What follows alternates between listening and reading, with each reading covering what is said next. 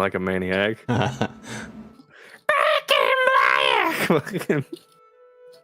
Where did I get resistance to intimidation checks? I'm looking for it. Let's see. All right.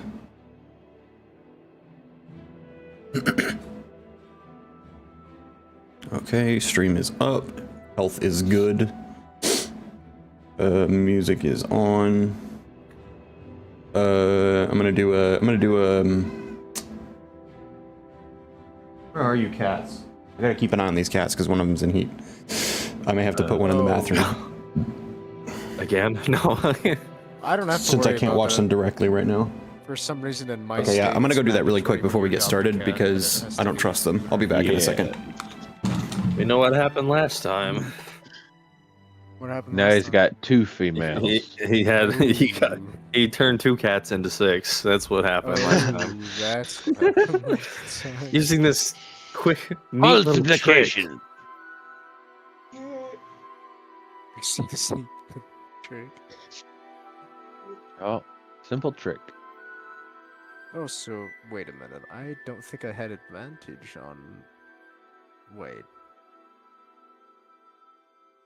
Oh, wait, hey, whoa, hey. What the frick? Okay, I do have proficiency. okay. What the frick? That was weird. All right, Dungeon Master, sir. What song or sound would you like to recap to? What was the one you were using for Bunker A? I really liked that one. Just that little like instrumental loop. Can't we get a little ditty up in here? Yeah. Yeah, I really liked this one. All right, gas mask check. Check, 1, 2. Gas mask, good? Alright, good. Sounds good. Gas mask. Just checking. I don't need a gas mask. Well, it's the name of the sound effect for the sound of my helmet. Yeah, I know it is. I was just making sure. Yeah, it's, I thought long and hard about it, and I was like, I don't want some buzzy sounding speaker thing. I was like, I want like kind of a clearish sort of sound. But, this is what I landed on. Alright, I think I am... Yeah, I'm already in here. I've been here for a while. I opened it up earlier. That's good. It looks like everybody's here. Okay, hang on, let me open up into the actual thing to make sure our thing is capturing properly, and it is. So we are good. We are good to go. All right. Well, as it usually goes in these games we play, everything kind of started in a bar. We had a couple of people come into Bunker A, what's left of the human kingdom on Urmos, kind of looking for work, looking for help. A lot of people going to the doctor, just kind of for the course on Urmos as well. But Fine, I swear. after the doctor was visited, tests were taken, they all heard about a job for a little thing called the Voyage of Harvest 2. A big caravan, a lot of supplies, big journey, big money. Deciding their pockets were pretty light, our group assembled and set out. Spent some time in Harvest 2, mainly in the bar. Roughed up a few would-be muggers. Almost had some rough exchanges themselves. And then they set out and they hit a dog. Very big dog. It's a good start. Starting out Very- strong. Really Very solid. very large talking dog who was being followed by a couple of snakes who were swiftly dealt with. And I believe, as we left off, the gang had just learned that their mysterious traveling partner was an old native of the planet who had been gone a long time, so it seemed. And after getting back to the transport, the the groups somewhat separated to go do their own thing. Some took behavioral tests. Some went to get water, take their medicine. Others made their way up to talk to that same mysterious stranger. I have questions. So, yeah, we come back into the caravan slowly beginning to move again as those large treads just begin to slowly strut and click across the wasteland sands as the stars begin to come out. And who would like to start this? Anyone in particular? What is everyone doing? Do you want to start, Seraphim? Let's see. I had taken my medicine and preparing for just the eventual worst. I'm just probably sitting down in the cafeteria or whatever, the mess hall, just like sitting there, just tapping my fingers on the table, just okay. I'll be fine. I'll be fine. I'll be fine. I will be fine. This medicine will work. It will work. It's probably not going to work. As you took the medicine, you kind of look around and notice that there aren't a lot of people here right now. It's really just the person who is working the mess hall, who is, from what you can see, seems to just be a robot. Oh, fuck. I should probably find somebody to be around when this happens. Fuck. Where was somebody? As you have that thought, can you roll those 2 d4s for me? Alright, here we go. First one. First one is a 4, but let's see what the second one is. Natural 20. 3. Okay. That's what I said. You know what? And then I think I will choose the 3 with our new little system we have for the medicine. Okay, so as you take the medicine, the 4th personality is taking the medication right now, right? Mm-hmm. What does it feel like as you shift? Someone else takes the wheel. So Seraphin's standing up. I need to go find somebody. Sitting here by myself this is not good. This is not good.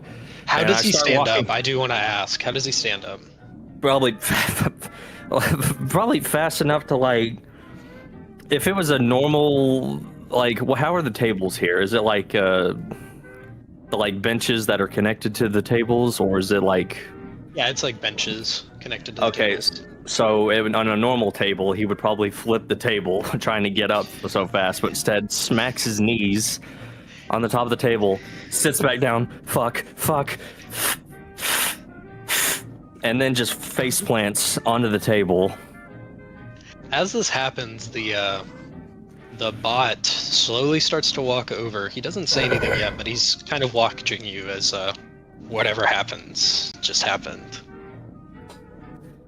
And after he's face down for about 30 seconds, an uncomfortably long time, then he just picks himself up, looks around, blinks, stands up, and is going to head wherever the weapons are. He's probably going to start tinkering with his sniper rifle. Well, then you are probably going to run into Raziel on your way down there. Because he was going to work on he wanted to talk to Staff Sergeant Hammer about upgrading his rifle, right? Yup. Alright, well, as Raziel and his bots are making his way to the workshop area, who do they bump into? Me? They bump into, it's the Seraphim, but as they run in, he just looks at Raziel, gives him a salute, and continues walking towards probably the same area. Doesn't say a Seraphim? word. Keeps walking. Seraphim? He's going. It's going at like military pace. It is like step, step, step. Just That means Orderly. 3 foot steps for anybody that don't know. 3 foot gaps between your feet every time you step. and then it's the 3 foot that one. 3 foot Yeah, step. that one. That one. Yeah, 3 foot Oh. gap step. With Seraphim being ahead, do you try to like catch up with him, Raziel, or do you just kind of keep your own pace as you are making your way to the workshop? Oh, I at least keep up with him because I'm a bit confused because I hadn't seen him like this before. Okay, well, do you try to say anything else to him before you guys get to the door of the workshop? I actually reach out and I'm gonna tap him on the shoulder. Seraphim Hey, stops in place. Seraphim looks at Raziel, You good? gives you a salute, and continues walking to where You ever we're heard going. of verbal confirmation? While walking, gives a salute. Oh my god. I love this guy. Oh. All right. Well, as with I continue following him. Broke ass brain. as you guys get to the door of the workshop, it slides open with a heavy kind of clunk, and as the doors open, and you see that it is empty. Are there any just, I guess, well, Yeah, there are Seraphim tools will- and there are tools and stuff around. I just didn't know if you were just gonna start tinkering with whatever was around, or if you needed to ask him anything specific. he's probably just gonna perform basic upkeep on his sniper rifle. All right. Yeah, you see, he's completely ignoring all the other, ignoring the shotgun, the machete and knife, and the fucking revolver on him. He's just strictly tinkering with the sniper rifle. Okay. Like So, fuck yeah, every you other just- weapon. You just take it apart. You see that there's like some firearm upkeep things, like some gun oil and like a brush to clean it. Oh yeah, it's So, is there anything specific I discern from his attitude or lack thereof? Or do I need to roll? See how well my guy picks it up. Roll an insight check. I hope you have good insight. I really do. Well, that's not why I chuckled. This is the first roll of this dice. Ooh, If anybody paid attention to the little video I sent. And I got a 16 total.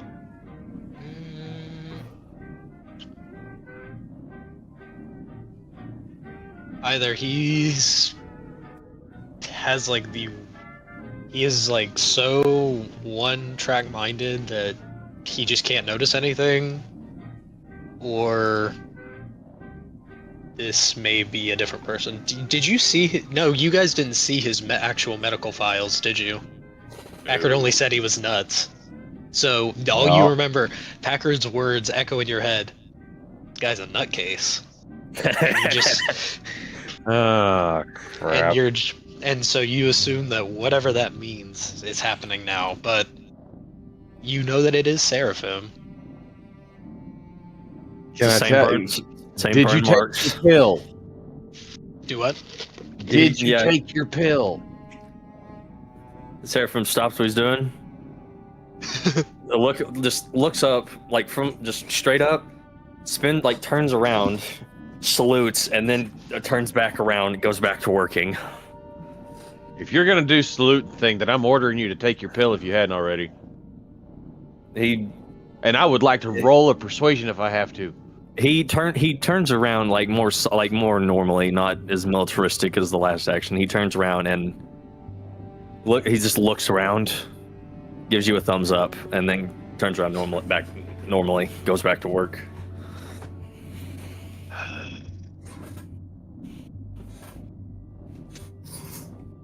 I'm not sure how kind of thinking to myself, I'm not sure how he'd react if I tried to force feed him a pill.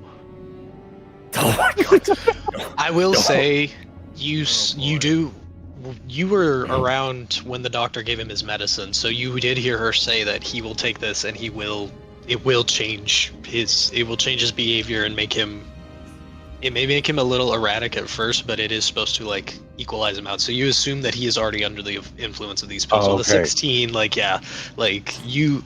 you're starting to pick up that. So this he is the probably beginning of already the thing did. that was okay.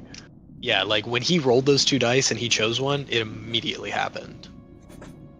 We changed the rules up a little bit, but these rules I think are going to work a lot better. Oh yeah, I like these new rules. Gives him more of a choice, doesn't it? Mhm. Yeah, instead of having an advantage, anytime he takes his medication, which is once a day, he rolls the dice twice and can choose one as he takes the medication and choose another dice roll that he makes to replace one that he would have to make later on. Oh, nice. So I've got a banks I 4. like that. That's that I nice. want. That's nice.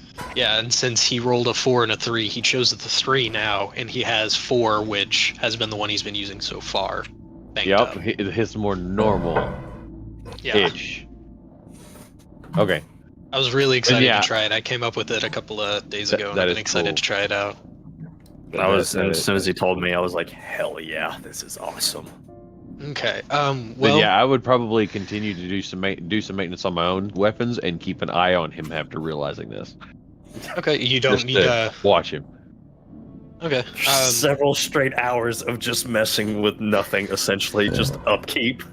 I will say that you do see that there is a note from Staff Sergeant Hammer, like for you guys specifically that aren't soldiers, saying that if he's not in the workshop, chances are he's down in the control room. Oh.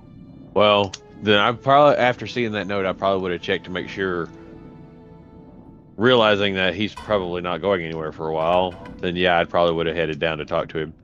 Okay. Well, while you are on your way to the control room, we are going to move our attention to we have Whisper and Maxon on their way up to the observation deck to speak with Alex. What is Stone doing? He just finished his behavioral test. Doc- He You the turn around and see doctor that I'm no advised longer to standing not there be waiting for you to annoyed. finish taking it. He's looking around for a place to not be annoyed where he can read. Well, you could probably do that in the kitchen, in the mess hall, where Seraphim was just a second ago, or you could either go find a bunk in the sleeping area, or I guess if you wanted to, you could go into the garage / stable. It'd In probably be typical quiet back dog there. fashion, I'm gonna fall asleep on the ship's control panel. Okay, so you're gonna make your way to the control room. All right. Well, if you're gonna make your way to the control room, I you're figured it would going. be relatively quiet to read. All right. If you're going to the control room, we will pick back up with you when we get back to Raziel here in just a moment.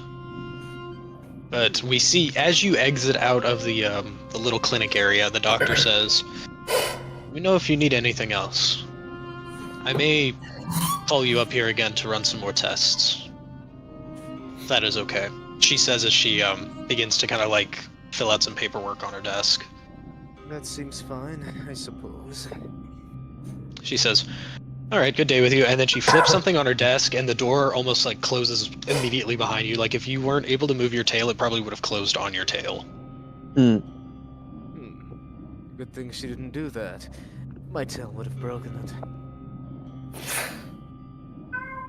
Okay, well then you begin to just kind of meander around looking for a quiet place to read, and then we're gonna move our attention once more. Unless there's anything else that you would like to do while you're walking around, just specifically before we move our attention. He's probably just looking around while he's walking, for the most part. Okay. As you're walking by, you actually notice a very old and torn poster. It's the one from Bunker A with the human soldier fighting the very evil-looking elven soldier and the dwarven soldier in like full hazmat gear with a flamethrower. But you notice now that that soldier that's in the middle looks a lot like Alexander. 100% the elves on that poster gotta look like Shedarkai, right? Oh, definitely. Like yeah. exaggerated Shedarkai. Yeah. But yeah, yeah, you walk by and see this picture and you notice the man with the glowing eyes, who we slowly move our attention to as he is standing up on the balcony as Whisper and Maxon make their way up, and he's just looking out as the convoy moves, watching the sand drift and the stars twinkle. As we walk up, I step up and I kind of cross my arms, and it's like seeing Maxon is like also follow me, looking for him, and I'll kind of wait for his approach and like let him lead. What? That cat sounds very agitated. He's really annoyed. He's in there. He's having a full conversation with no one. It's absolutely spectacular. That's why I've been muting a lot, because he's just in there continuously yelling. He stopped for a minute, so I unmuted, and then he started again. I had to step away for like a second, right when you said for me to follow you. But Oh, you're good. I was gonna let you lead in the conversation with Alex. Yeah, Whisper came up and kind of stepped to the side and crossed their arms as you guys walked up and saw Alex looking out into the waste as the convoy moves.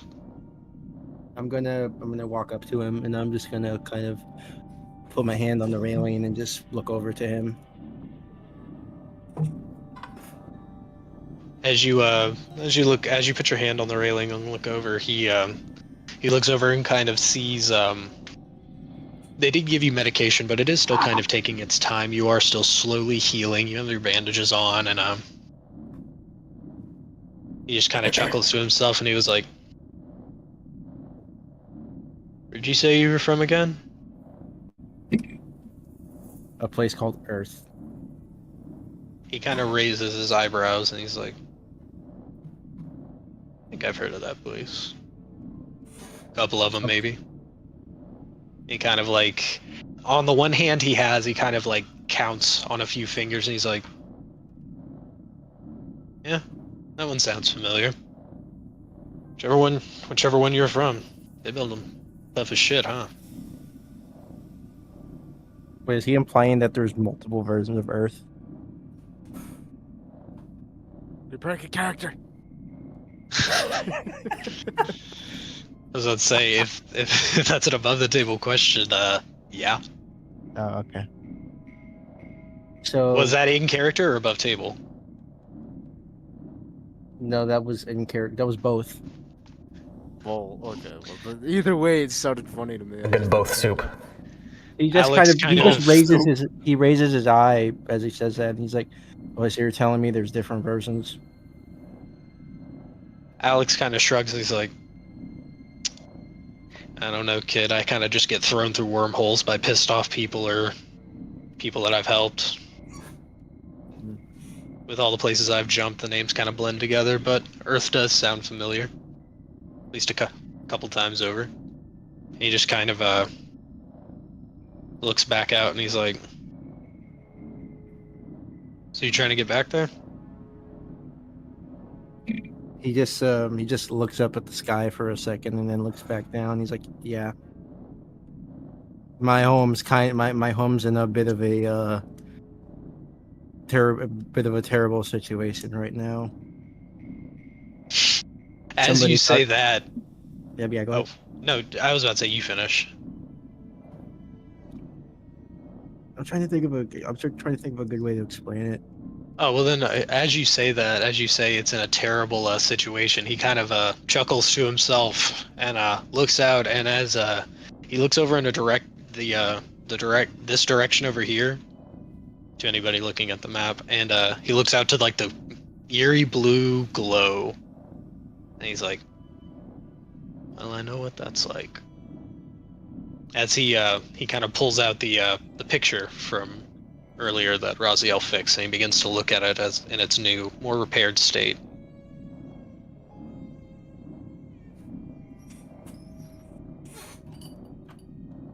Well, He just Oh, I remember what I was gonna say now.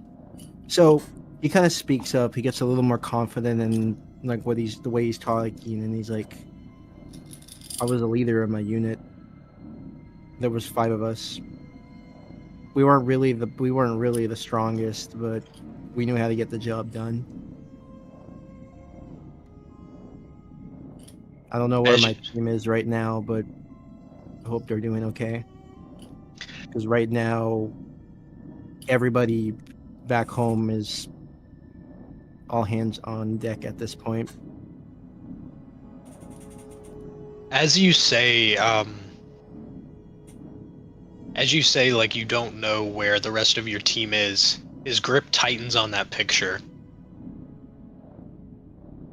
And his face kind of like hardens, but not in an angry way, but more in a somber way. He's like, he thinks Maxon's thinking back to what happened. How long has it been since we fought the snakes?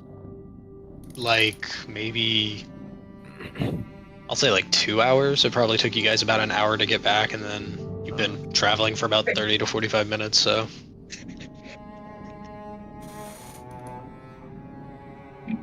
So he just he reminds him, if you were wondering why I ran in there with no fear at all, it's because nothing surprises me anymore.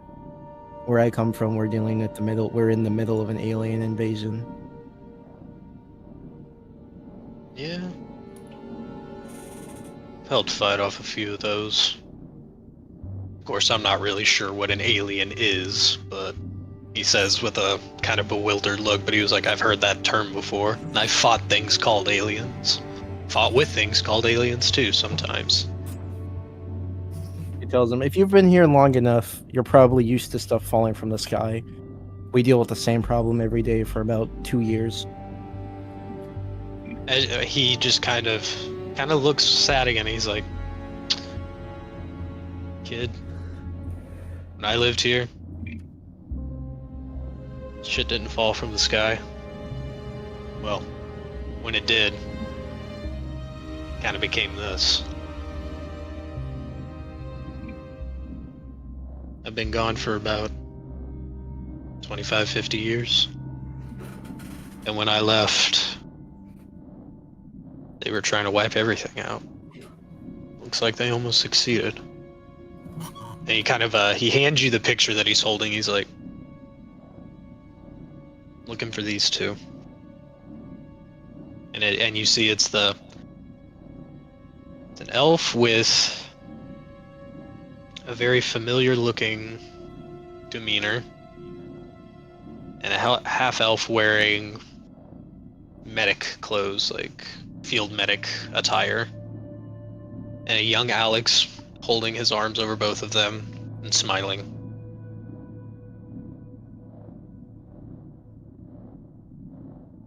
As much as I do enjoy to repay debts, going to an elven city is probably the best way for me to find either these two or any trace of them that's left.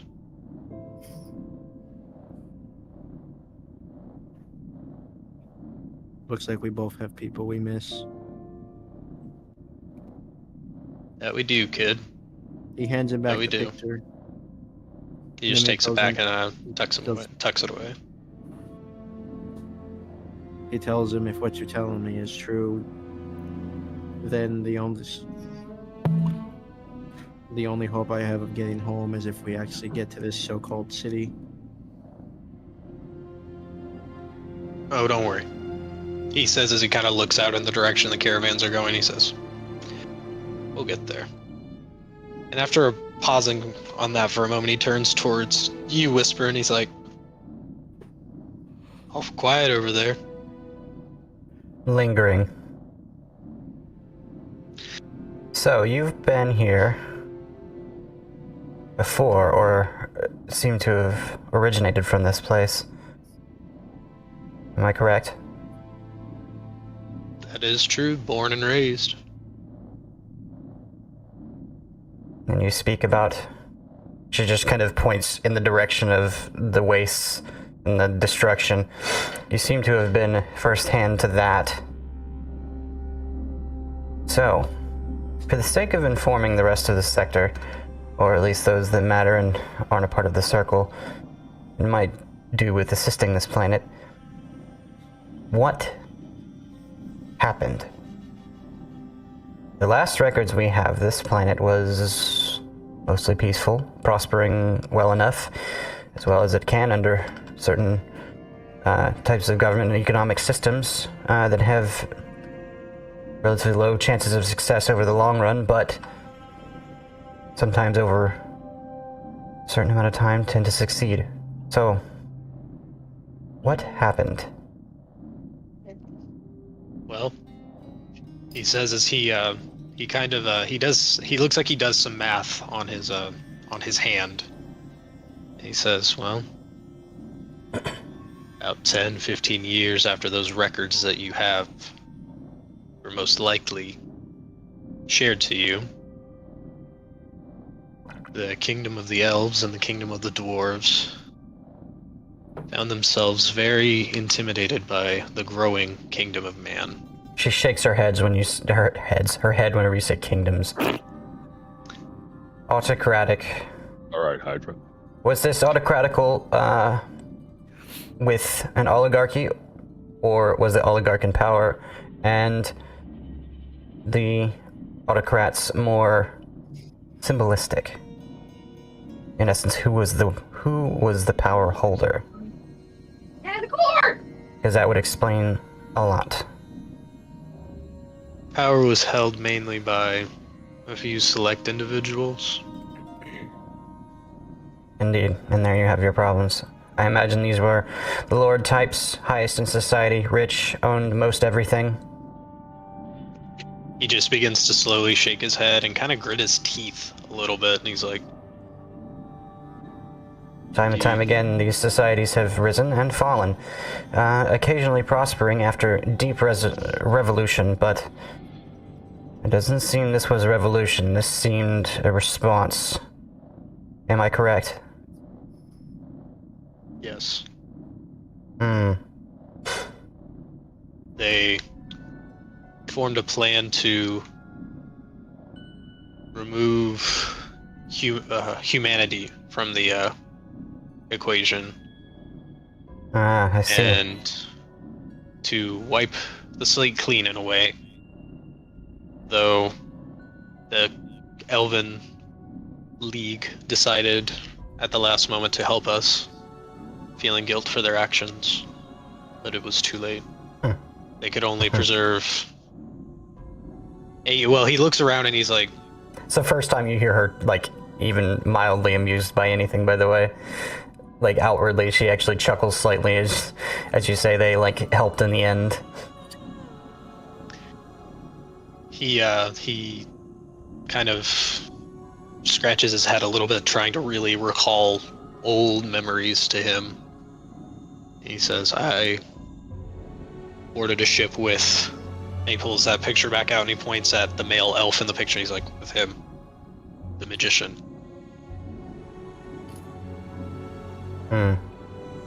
Boarded a giant living... And he looks disgusted as he says this. A giant living ship of some kind. It was almost like what others call dragons on other worlds. But Yes, there are a few of those infestation type creatures. They're around. I fought my way through and tried to stop them from releasing whatever caused this.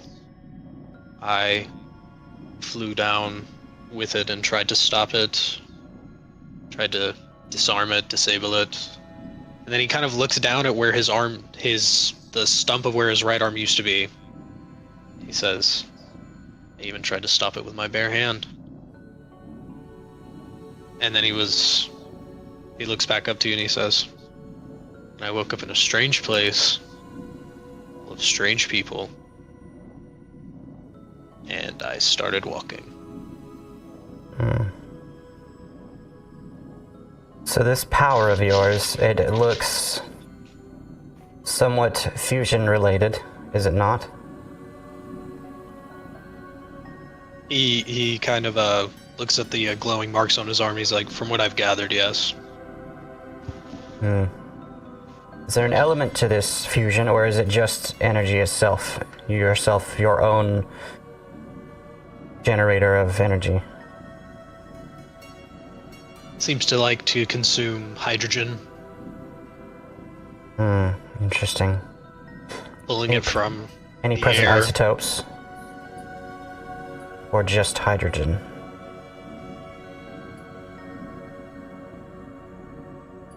You kind of lose him here, but he tries his best, and he says, from the way it feels, it just seems to take normal hydrogen, maybe a few isotopes. Mainly just, it mainly separates hydrogen from water or from small specks of it in the air to filter it through and power this. And he kind of like shoots a beam from his eyes into his hand. I might need you for a little project soon. He just nods. And then he looks back over to Maxon and he says, with you lot trying to build ships and fly and all this, maybe you should go talk to the captain of these parts. Sergeant seems to be a builder.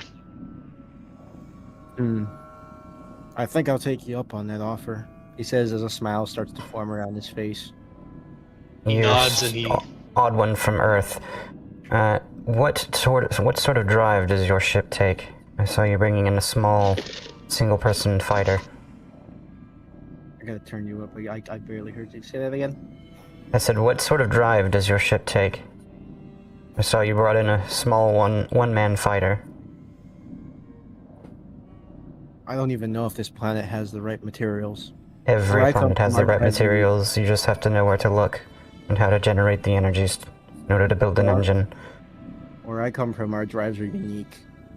Our ships were designed specifically to harness the power of storms. You saw one of Interesting. ours looking up in the air. Through the lightning? Yes, you would just see a pure strike of lightning. Look up and see one of these ships in orbit. Isolating And a plasmatic reaction inside the core. Yes, I can see how that would work. It sounds simple enough. We could probably outfit you with some kind of upgrade to help get you off this planet, or at least off with me and then off to your own home, wherever it is that you need to go. So, right. Oh, my microphone died. So right when I was gonna say, I still hear you, so.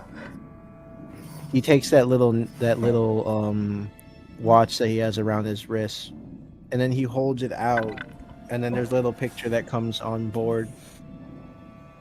You showed me your friends. Allow me to introduce you to mine.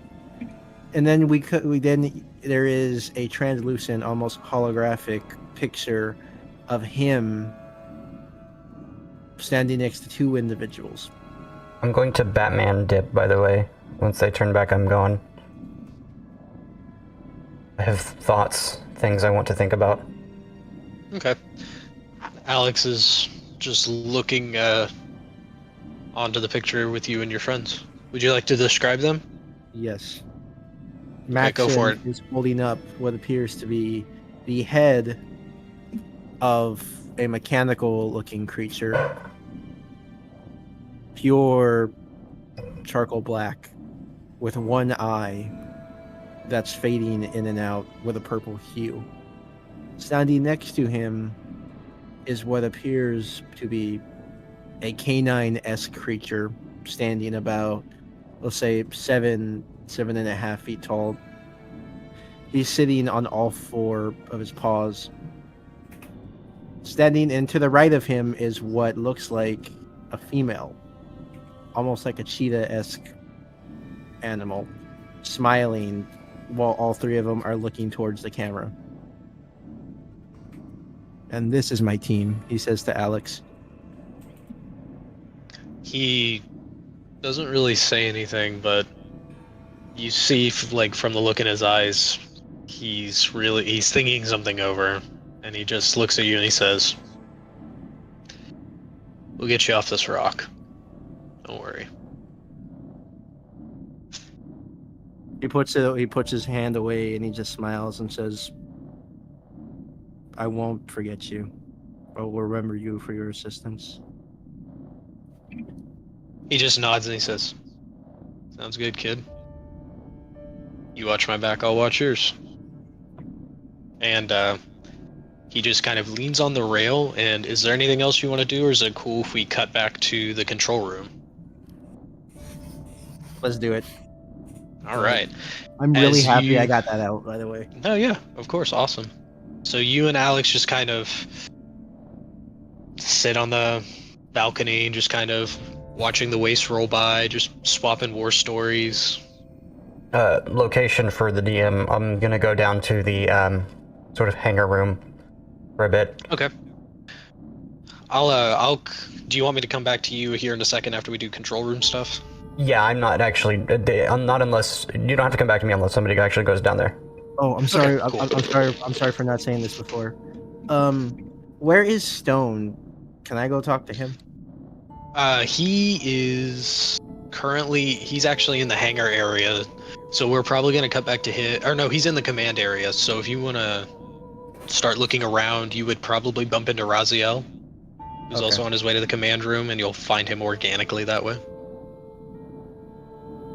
All right. So yeah, as you guys are wandering around, you bump into each other, and then we'll cut back to Stone's perspective as he goes down to where he bumps into a soldier who seems very odd and stiff. Like, he's a human, he smells like a human, but he's very, like, robotic. And he tells you that the command room is that way, and he points to a door, and then he just kind of shuffles off without saying anything to you, Stone. I kind of look at him as he leaves and shrug before walking towards the command room. Okay, as you walk up, they gave you an access card that lets you access some of the doors here, since you passed like the behavioral test and you've shown no ill will, and you've kind of just been signed on at this point. But as the door clicks and slides open, you see multiple robots driving the command zone. You see Staff Sergeant Hammer underneath one of the control modules, kind of working on it with some kind of a plasma cutter tool. He doesn't have his jacket on with like his pins and his like decorations and stuff. He just has a tank top and his like fatigues on, and you see that his arms from the elbow down to his hands are like some weird silverish metal. He usually keeps it covered up by gloves. But he is working, and since he's like cutting something over his head, he doesn't hear you. But there's no one else in here, and you notice that all the robots are moving in unison, or doing like specialized tasks in unison. This is in where again? The control room? Yeah, this is the command bridge where it seems to be where the vehicle is being steered, but there are no windows, and it is pitch black except for a few lights lighting like some walkways. I more or less find a corner of the room to sit in on the floor, and I just read. Okay. We'll say that you sit in a corner that's kind of next to one of the few lights that's like just bright enough for you to will you make a stealth roll for me? Stealth roll. By the way, I don't need light to be able to read either. He has extremely good dark vision. Are you trying to sneak, or are you just walking around? He's not really trying to sneak. If it's more or less if someone doesn't notice him, it's just because they're not really paying attention, but he's not actively trying not to be seen. We'll say that Staff Sergeant Hammer notices you, kind of sees that it's he sees you, and he turns his torch off, and he tucks it back into his belt, and he goes, "Oh, you're the new one on my lovely little excursion here. What's your name again?" He says as he stands up and wipes some oil off his hand as he's walking up to you. I'm sorry, new one? I don't recall signing up for anything. He kind of points at the access card that they gave you, and he says, "You took the test. They gave you a key. You can leave if you want, but as long as you wear that key, you're part of this outfit."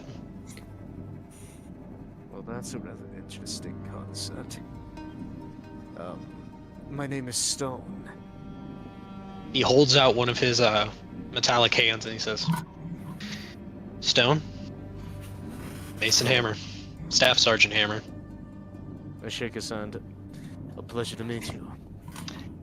It feels cold like metal, but it's a very it's a very gentle hold for what feels like pure metal grasping your hand. He looks at some of the books you have, and he's like, "Oh, fan of the written word, I see." Where I grew up, the only thing I had access to was books. He just Good kind way of to pass the time. nods, and he says, "It's a good way to pass the time." Meets other activities, and he just kind of he looks around, and he looks back at the command thing he was working on, and he says, "Well, I'm going to be over there working. Enjoy your books." Thank you. And he walks back over and starts messing with the pad as Raziel and Maxon walk in, because they got here a little quicker knowing where the command room is. So who comes in first? I walk through the door as I'm looking back at Max and go, "See," and all he did was stand there the whole time. I watched him for about 20 minutes, and all he did was stand there. All he would do is salute me. I'm not sure what's wrong with him. This planet. He just rolls his eyes. He goes, "Oh, this planet's filled with so many freaks. Nothing surprises me anymore." He sees. That's where they come from, though. They don't all come from here, though. That's what's funny. He sees Stone, and he's like, "Oh, I'm surprised he hasn't tore the place up yet." I'm not too worried about him. Anyway, I walk over to the As you commander. walk in, do you say anything of the surroundings? Like, you didn't know, it was kind of like implied that there were humans driving this command bridge. Like, that's what you guys would know. Like, it was implied that there was a crew driving this, and you're seeing that it's robots or some kind of like autonomous controlling unit. Being an artificer, would I recognize anything specific? They are robots, and they are made by. They have some of the cleanest assembly work you have ever seen. Like, they look like they were made by the molecule almost. Damn. Like, yeah, these are some pristine looking automatons that seem to be piloting the ship. Can I get closer to one? Yeah. As you get closer, it doesn't say anything. How close do you get to it? Is it going to get Is it going to react in any way if I lean down and just look at it? Well, as you start to lean down and look at it, it slowly turns its head to you. Not like in a threatening way, but it turns and puts where its face would be at you, but it's just a flat kind of, the T-1000, like that liquid metal look? Yeah. It almost has a look like that. Like, it's a vaguely humanoid. It doesn't have any legs. It's connected to the console. It's working, but it just kind of looks at you. And then you hear Sergeant Hammer say from underneath the thing he's working, he's like, "How you boys doing?" He's sort of Maxon is lost and focused, looking at the machine. As Well- you're looking. Oh, what was that? Oh, I was just gonna continue the conversation. If you had something to say, go for it. The head kind of nods as Staff Sergeant Hammer is talking. He's like, "Yeah, I thought I saw you walk in." And then the head kind of turns back around as Staff Sergeant stands back up again, and he puts the plasma cutter on the command table this time, and one of the automatons grabs it and shifts under there and begins working too as he wipes his hands. And as he wipes his hands, you notice that the same metal that his hands are made of are the same metal these automatons seem to be made of. And he begins to slowly walk up to you. And as he does, I look at him and I go, now that's some nifty work you've done. He kind of smiles as you say this, and he turns his head to the left and pulls his earlobe back, and he points to a strange device that seems to be implanted there. He's like, found it when I was a kid. I knew a little bit about tech, but once I put this in, I could do just about anything I wanted. And he kind of looks around the command room and he says, this little bird drives itself, cooks its own meals, takes out its own waste. And he kind of leans over and bumps you with his elbow, Raziel, and he says, don't tell the kingdom about it, though. They don't like when they don't like when you mess with their machines. Yeah. I can see that. And he just kind of backs up and then begins like kind of fiddling with some of his tools, and he's like, how can I help you, gentlemen, this fine night? Well, I've never really had Do you need caught up real quick, Colton?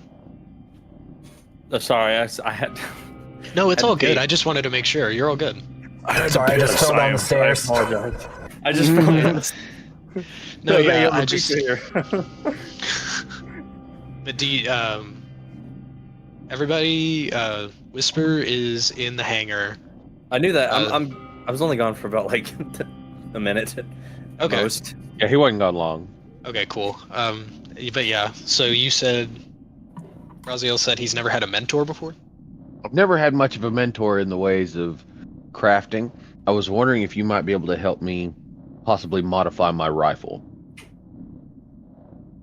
He smiles at you saying this, and he says, let me see it. I pull my rifle off my back and I hand it to him. He, what was that? Oh, I was going to say, I'm thinking of trying to add the double to it, which will turn it into a double barrel rifle with a cylinder that has 2 bullets each round it turns. He holds the rifle up, kind of looks at it. He says, yeah, we could do that. We go down to my workshop, I could get some metal together and probably have this finished by the night. Have it ready for you in the morning. Oh. I would not say no to that. I thought it would take a little bit longer. He kind of, he taps one of his metallic fingers on it, and you see, something leaves his fingers and goes into the barrel. He's like, normally it would, but I have my ways. What was his ranking again? Staff Sergeant. Staff sergeant. Okay. So I hear him talking about repairs, and then the word just makes me like jolt, like on instinct. I turn to him. I get up and I walk up to him like, Sergeant. He looks over and he kind of chuckles to himself and he says, I'm not in uniform, kid. You can just call me Mason. He's walking over and he chuckles a bit. He's like, force of habit. So then he pulls the display back up and then he asks him, can this be done? He shows him the ship with all the damaged components and everything. And for convenience, let's just say that he brought it on board before it's somewhere in the hangar just sitting there. Oh no, yeah. I was gonna say like everybody's vehicles and things were loaded like off camera, so we shall say. So everything's here. He looks at the blueprints you show him and he kind of like scratches his chin. He's like, I do know how to work metal, but I don't know how to get things in the air. But I do have a partner in Sunflower City, and she could definitely help you. I don't have anything I can repay you with, but your assistance would be very much appreciated. He kind of smiles as you say this, and he says, well, we do get pretty sizable paychecks for this. But I do enjoy helping fellow soldiers, so we'll see what I can do for you. He grabs his hands and just shakes him, saying like, "Thank you so much." He just shakes your hand back and he's like, "Of course." Now, and he turns back around to the command center and he's like, "Any of you know any basic electronical work?" Yeah. I Would would. you like to give me a hand? And he kind of motions around the control room and he's like, "My boys are good at driving, but I have to really focus on one to get them to do repairs, so it's easier for me to do it." And he taps that implant spot again. He says, "I can only communicate with them so much for so long to do specific things." Sure. I don't mind lending a hand. All right. And we will say that, are you going to stay and help Maxon, or are you going to just go do Yes. your own thingy? Okay. I ask him, "Are you neurally linked with these robots?" He nods, and as he says that, he holds his hands up, and some of that like weird liquid metal-esque begins to kind of form from it, and he says, "Sure am. Have been since I found him and plugged him into my head." Machines are an enigma, aren't they? He says. No emotion or self-thought, just following orders without a thought, whether it be for good or for malicious intent. They really are what you ask them to be. He smiles as you say that, and he says, "They have a bit more personality than you think. They like to be helpful." Not where I come from, he says, laughing. As you say that, he looks at you and he kind of motions out to him and he says, "Well, for the next couple of months, we are your family." I'll keep that in mind, but it'll take some getting used to, for sure. He nods and he says, "I understand, but if you need help, we are here." And he just kind of begins to work as he offers you some tools and begins to point out some basic things that he needs help with, just reconnecting wires, checking, making sure power's going where it needs to.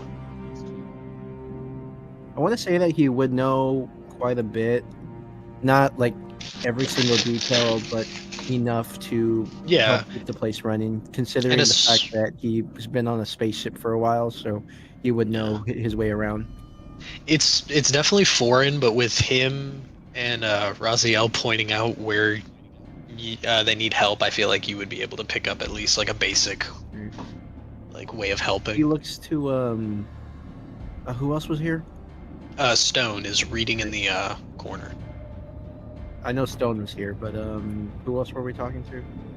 It's just you, Raziel, the Staff Sergeant Hammer, and Stone in the room.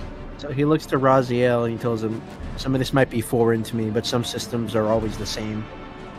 I'll get the hang of it pretty soon." It shouldn't take too long. I'll help you if you need it. Noted. All right. As that happens, is there anything else specific that anybody wants to happen, or do we want to roll into the next day? I'm good to go to the next day. Seraphim has cleaned the shit out of his gun. It is pristine, and he's kind of just looked around, seeing no one was there, just walked back to the bunkers, and just is just sitting there, just like waiting for the next order. Also, if that happens. So you're just sitting in the bunk? Yep. Okay. Sitting in his bed. Also, there's your little fun trait to know this about Max, and he's a little bit of a technophobe. Oh yeah, no. I get But it. not without justification. So That's what I was gonna say. An indecent time of the night after spending hours working.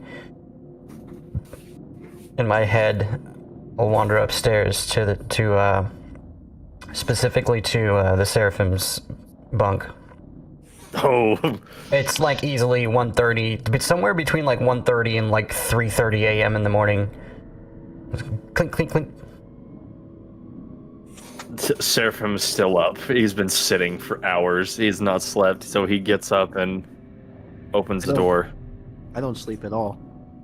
I have to run to the restroom real quick, but you guys have this conversation. I have my headset on. Okay. Oh, hell yeah. I want to Wireless say for the win. I would Alright, just Seraphim opens the door and looks at the Whisper. Can I look at you for a second? How is your outward posture also different? Like, is it noticeable, Oh, it's like or is this like insight check territory? He's the Seraphim right now is standing up straight, feet together, one So on the the- side while the other is on the door. The mannerisms His are different. mannerisms completely different. The other was it'd probably just be like, yeah, but you could tell like this is a military man's pose. The main reason I had Raziel make an inside check is because Seraphim was bolting down the hallway. I was just curious. I wasn't sure how much this was affecting his behavior. I wasn't getting a full stationary look at him like you're getting at a look Yeah, I was at about to him. say you I can definitely am- tell. I don't know what wasn't sure how long it's what been since his chair game. that particular personality that I was interacting with occupies in the back of his mind, but I am I will say, noticeably you would looking have- down over this this person that I'm interacting with, this new thing. you would have had his medical documents, so you would have had the scan showing the tumors and like the description of like what was going Definitely. on. Like, Pop up on You my You would have had the inside info. yeah, like you wouldn't give a know. quick scroll through. Yeah, You Seraphim's wouldn't know. still saying nothing, just looking at you. You wouldn't know who, but you definitely know that you are probably talking to a different person behind the wheel. I'll nod a little bit. Jesus, take the wheel. Tomorrow, perhaps. Get some sleep, soldier. That's an order. And I will close the door unless you do something else. Seraphim hand off the door, salutes, and then slams it, and then he speed walks to bed immediately. He's finally been told what to do. He's out. As soon as he's in bed, done. He's out. And In other I words, he was will. waiting for that order.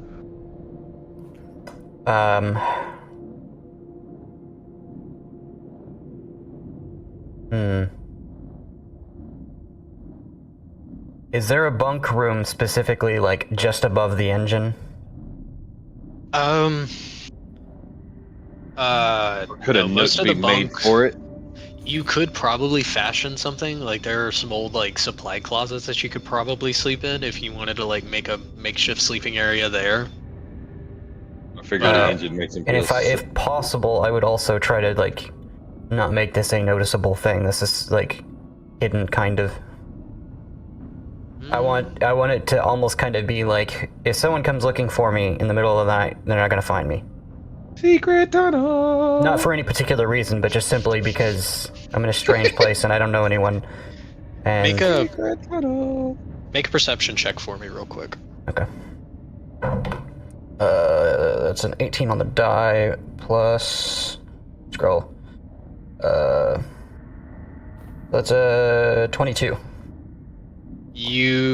Are you like looking around for a place to like kind of stealthily make a little campsite?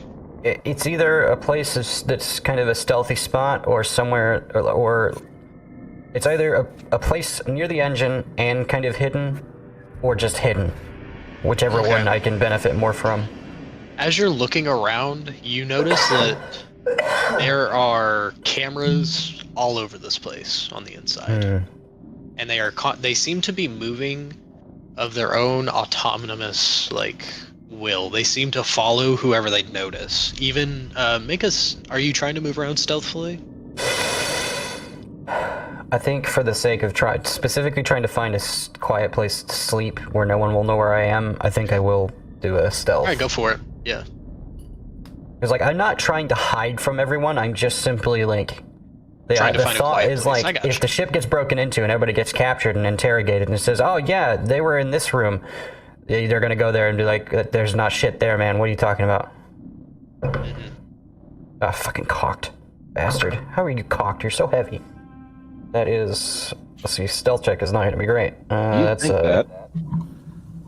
Heavy that is cock. an 11.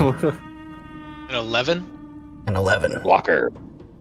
Nobody, no human sees you, but anytime you walk by one of those cameras, they lock onto you and kind of follow you as I you just kind of walk. roll with it then. They don't Trust see, it. they don't, yeah, they don't Trust that seem the bots harmful. are incapable of reporting, or not reporting, of betraying information. Hopefully. Alright, not but overtly you are worried able about to... You find a storage area with some boxes that are strapped to the ceiling almost in like a hammock type situation. And that's very out of the way, and there's enough room up there for you to build some kind of like little Swing. sleeping area. Yeah, it's almost like it's a hammock with a few crates that you could like sleep on top of and have a good view of the storage area next to the reactor in the workshop. That's very like out of the way in a corner. Thing is, it is unlikely I'll be able to fall asleep again. I will just climb up into this little spot, take the arm off, fold it around, and then put it behind my head and lay back and attempt to sleep. Okay. As we move on to the next day, who would like to roll weather and who would like to roll encounter? Because we'll move. What does We gotta it- roll to see who rolls. No. Does rolling for encounter use anything, or is it just a roll by itself? It's just a flat roll. It's Okay, just to someone see else what's do it going. then. Yeah, so I'm gonna I'll have take you which guys. roll? I can do it. I don't care. I'm fine. So- What am I rolling for? Hold on, let me get the. I'll do sheet the pulled up. encounter. I do it? You can do the Okay. weather. I'll do the weather then. All right, roll a d8 for me. For weather. Yes. And encounter. Shibbling 8. All right, so we are in a light rad storm. Oh, Anybody cool. who is not in light radiation is not in their radiation gear that is not affected by just general That's not me. radiation. 1, 2, or 3. Well, I'd say just a 1 for right now. The worst thing about it is the rain. It's acidic. Okay. It would cause more damage if it hit you, but with it just plinking across the fortress, it wouldn't be too bad. As long as you guys don't go outside unprotected, you human folk and human analogous folk, Oh, we'll see what happens. you to should me. be fine. So, And then what am I rolling for the encounter? Roll a.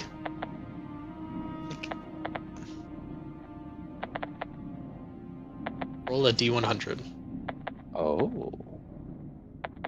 At least I think, yeah. Damn. All right. 85. All right. That's a big encounter list. You've been busy.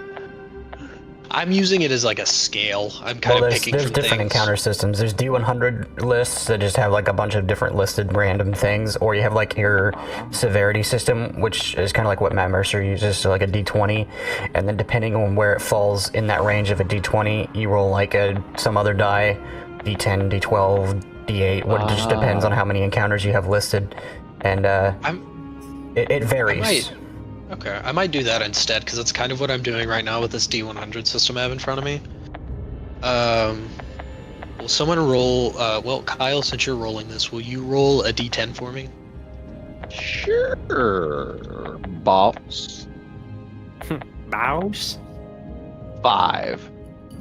5. As this rad storm blows in, the fortress is hit by this giant putrid acidic cloud. Oh shit. Oh, cool. So, Nobody's going outside.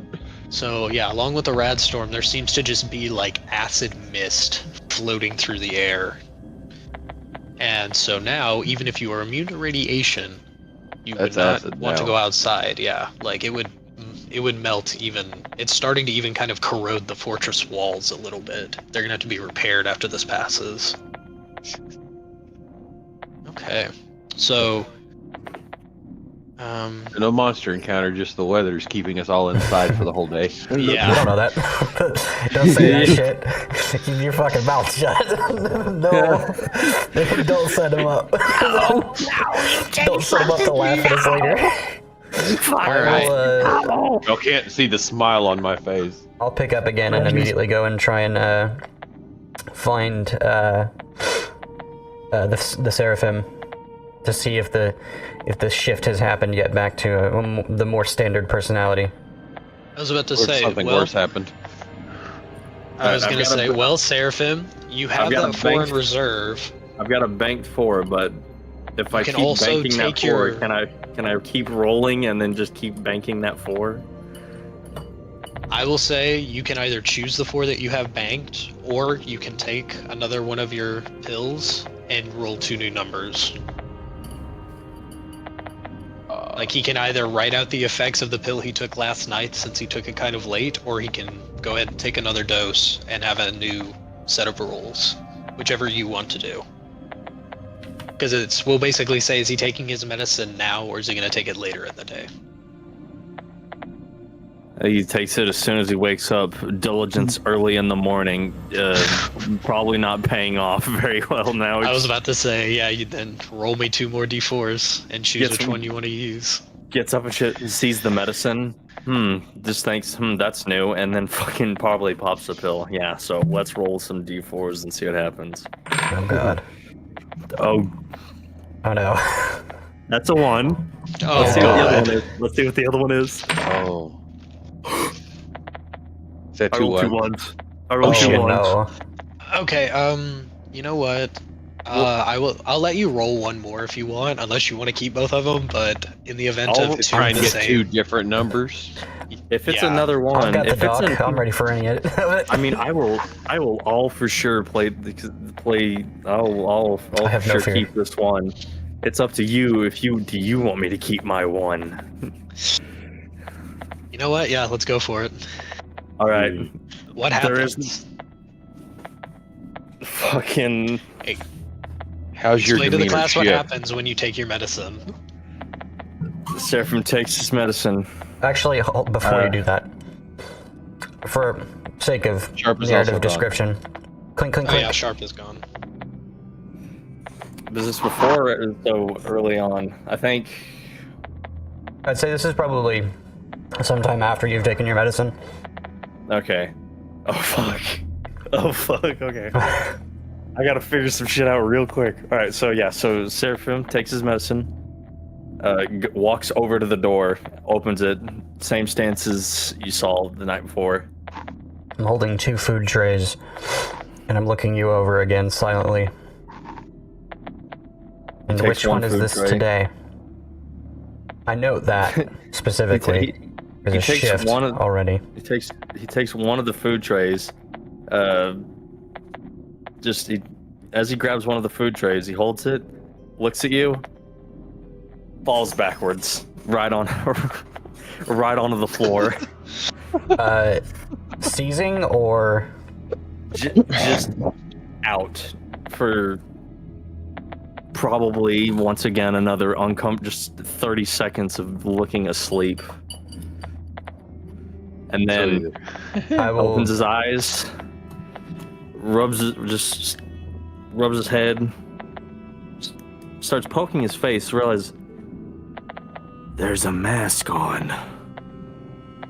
Takes the mask off, I'm gonna shift the It tray looks- into my right hand. looks up at you, and when you look at his face, you see there's a chunk from his face just missing, and he's bleeding and crying radiation. He looks up at you. Who are you? You seem new. Which one am I Are you talking new? to? Why do you want to know? Considered a professional interest. Professional interest. I have no interest in professionalism. Seraphim Interesting. puts the mask back on.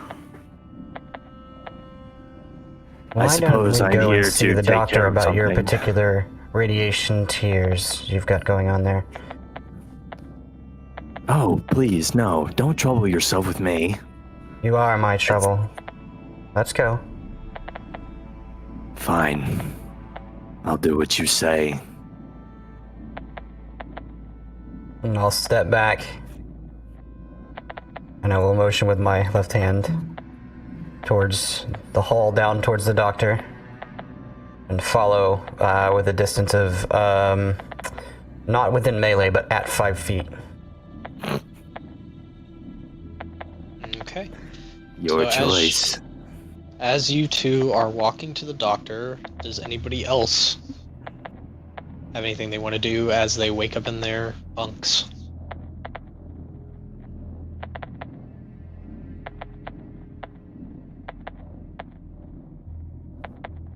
The silence is... Penetrating silence. Is anybody else doing anything? Please, let me know. So as of right Sí, now, so as of right now, none of us can go outside. Unless you have radiation. No, even you, Stone, you would Protection. like that. Oh yeah. That acid Oh, cloud acid would rain. that acid Yeah, the no acid rain. yeah the acid cloud that moved in the area you guys are in would like tear your flesh off. Like it's awful. So unless you guys have like some protective gear on and like are in a smaller vehicle, there's no going outside right now. This weather seems wonderful. But I will say the caravan can move. I think we have it moving. I have two I others. can't remember the So speed you said we had it half. moving at. You said half last time. About I think some number of hundreds of miles or something somewhere in there. It was like a whole tile. It was like 500 miles or something like that. Yeah. But you switched it to It's like like- half, I think. One day it was like 250 or something, so that's why it's in the middle. It's half. Yeah, we'll say that yeah, we could probably move it a little bit further if you guys wanted to put it here. Oh, hold on.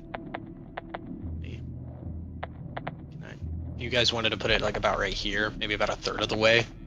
With it being Makes sense. inside, like nobody, like we're not having to There was stop no for anything. excursions, so there was no need to stop. So we could just continue moving. Yeah, move a little bit further, about halfway. Yeah, so we'll put it there, and then before I do any more rolls for like the evening and watch and stuff like that, what does everybody want to do for the day? Your day inside. Well, starting out, I'm going to supervise. I'm going to stand close to the doctor and watch as she examines a odd new showing from our friend the Seraphim. Okay. Is there anything else anyone wants to set up that they're doing before we have that?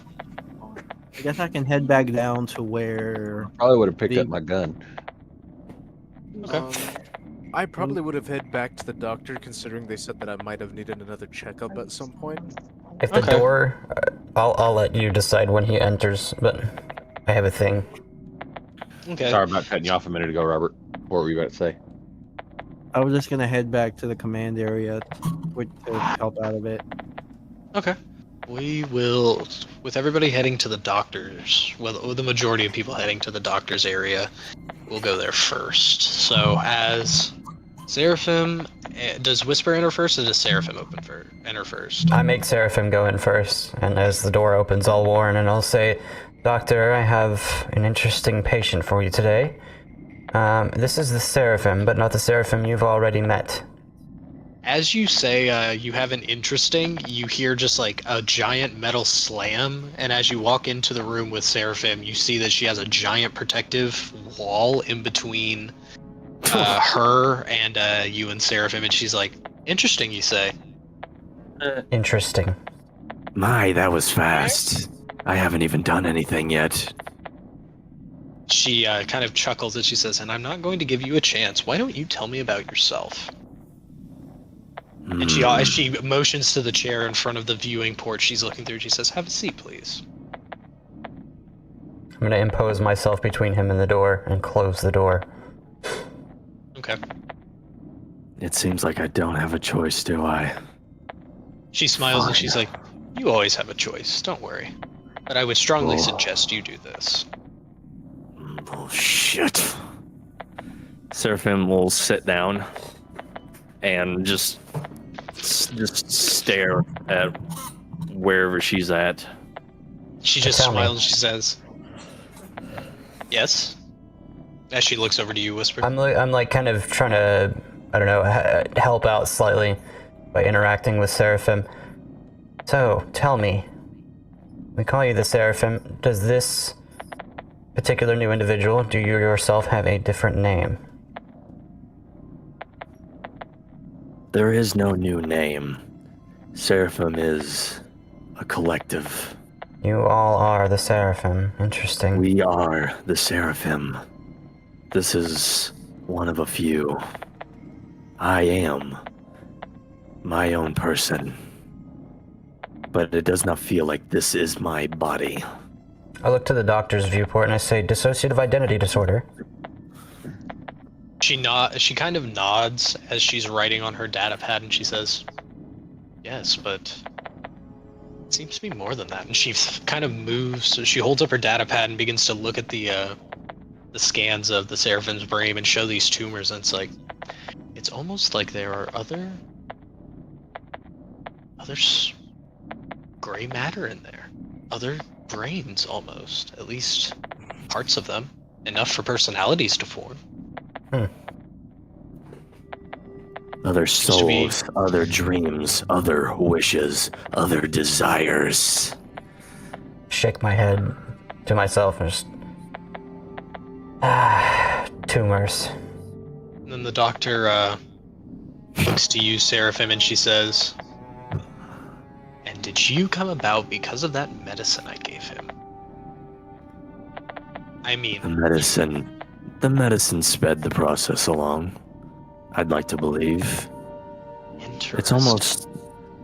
It's giving a couple of us a higher chance to step out into the light.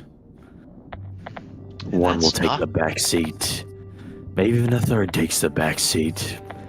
I have no idea. This is new. New even for me. And the last one I spoke to seemed to want to get rid of you and the rest of the voices in what he claimed to be his head. How do you feel about the situation? He would want that, wouldn't he?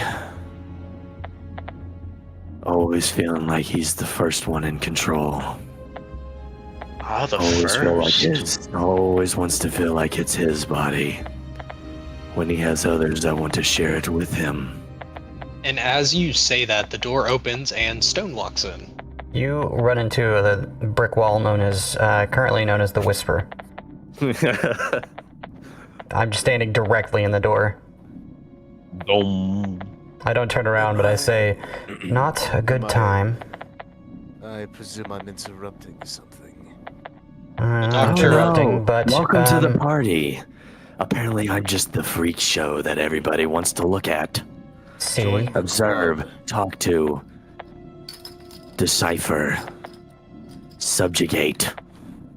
For clarity, this is the mousy one that had the pistol yesterday. Unfortunately, I know nothing about using that pistol. My aim is too off. I prefer these. And he starts patting the machete and the knife. I see what you did. You clever shit. Yep. A man who prefers melee combat. I can respect that. I suggest You probably that would respect machete... me if you would know how I want to use them. I respectfully request you keep that put away. As do I. Or I'll have Stone here sit on you. I just patted my sides. Why? Are you feeling a little angsty? Nobody's strong enough to get. I stopped feeling angsty after my, I don't know, 14th or 15th gunfight in space. That seems perfectly reasonable now, doesn't it? As you all are talking, that wall just shoots back up, and she finishes writing in her data pad, and she says, "Well, Seraphim, you just let me know if you need anything, but we will just keep seeing how this medicine takes its course, shall we? Sure. I'll let you know how it runs. Great. And she looks over to you, Stone, and she says, I don't think I'm still running some of your tests from yesterday, so you are free to... You have the day to yourself, but I will let you know if anything comes up. I nod and I look at Whisper and I say, "Is this crew always such a spectacle?" Good question. It's turning out, I think, to be a yes.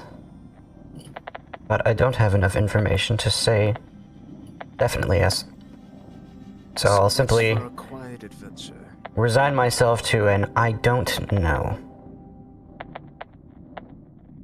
On a radio, Staff Sergeant. Is Staff Sergeant? I'm gonna step out into the hall and close the door behind me, and kind of start walking down the hall to get out of earshot of the Seraphim. And I'm gonna report to him. I'm snitching. I'm like, the Seraphim seems to be exuding a different sort of personality today. Seems a bit more unstable to my eyes. I'm not entirely certain. I would have your soldiers be on guard. Keep an eye. Maybe an extra round or two of soldiers throughout the day, since they're not outside.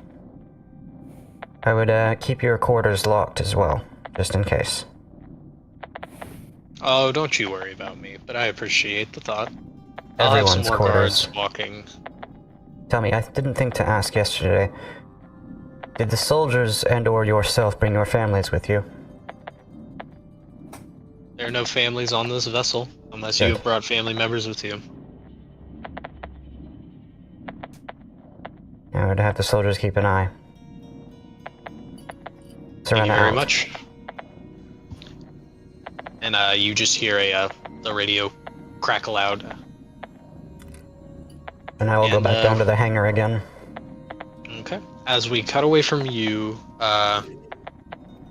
where does Stone and the Seraphim want to go as we switch perspectives to Raziel and Max? I would probably head to the cafeteria to get something to eat before heading back to the cockpit again and reading in the same way. Okay.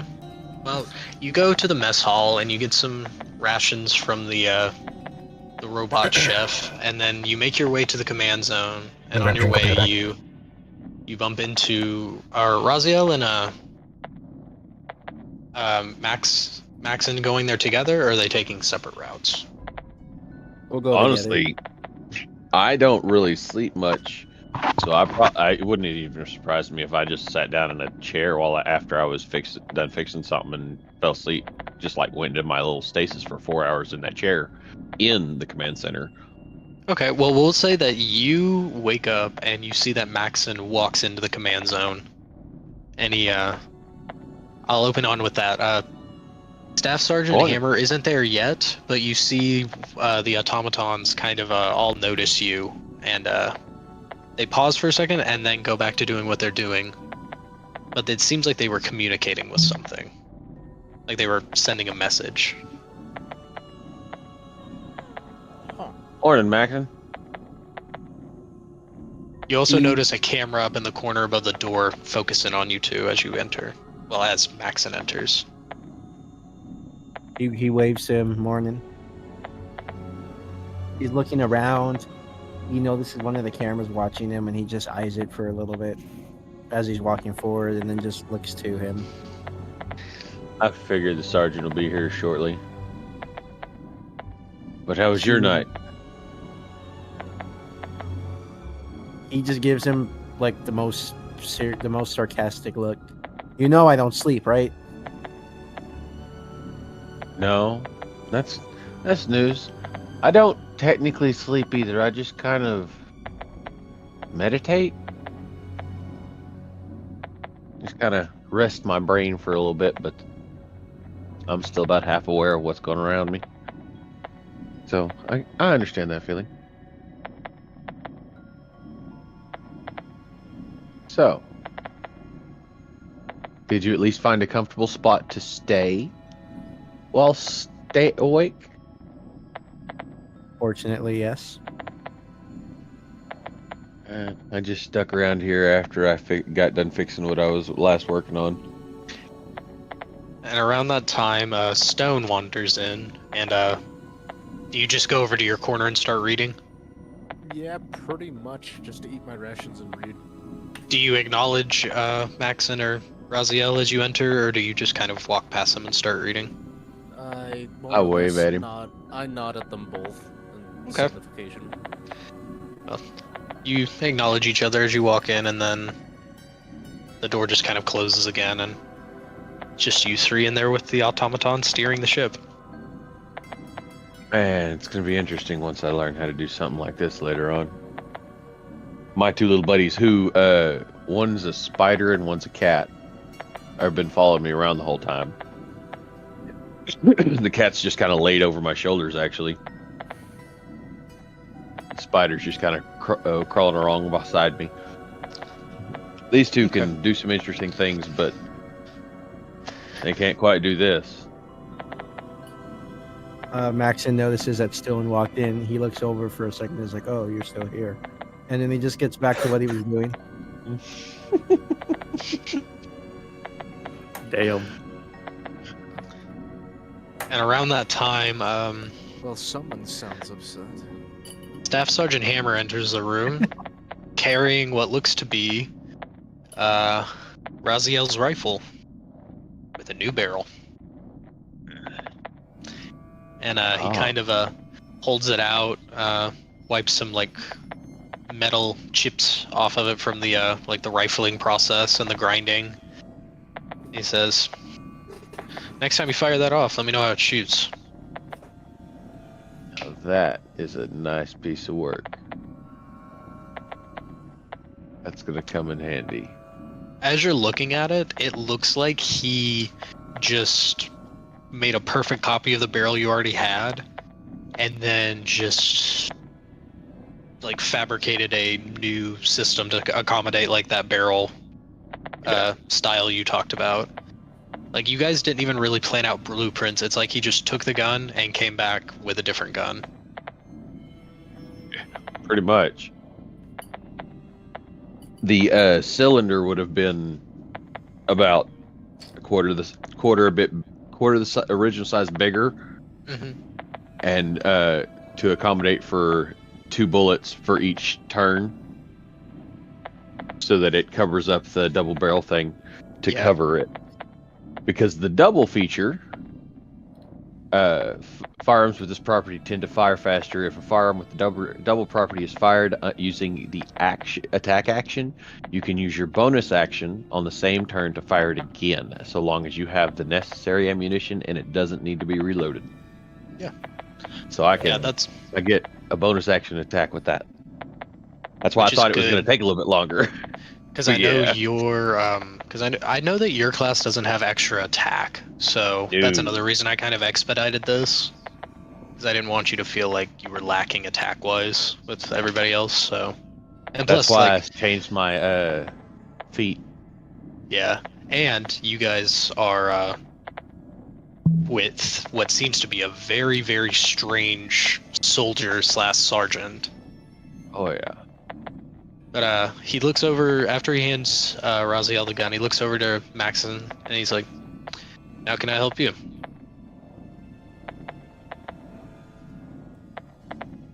I go back to fixing various things I noticed wrong around the room. Hold up, repeat that last part you cut out for me. Oh, Staff Sergeant Hammer looks over to you, Max, and he says, "And how can I help you this morning?"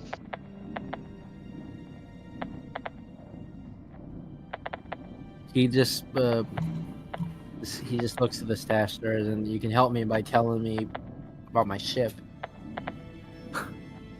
He nods and he says, "Well, let's go to the hangar then. Take a look, shall we?"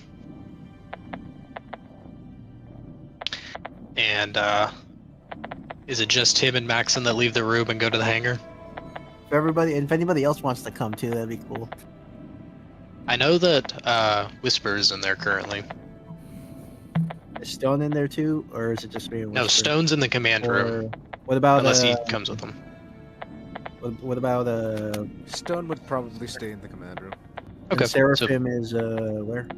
What is Seraphim doing? Wait, let's cut back to him real quick. What is Seraphim doing? He is laying out the shit. He is walking around corridors and figuring out where shit is. It's casing the joint Layout. is the verbiage you're looking for. Yep, Okay. exactly that. As he's doing Creating a that, mental image.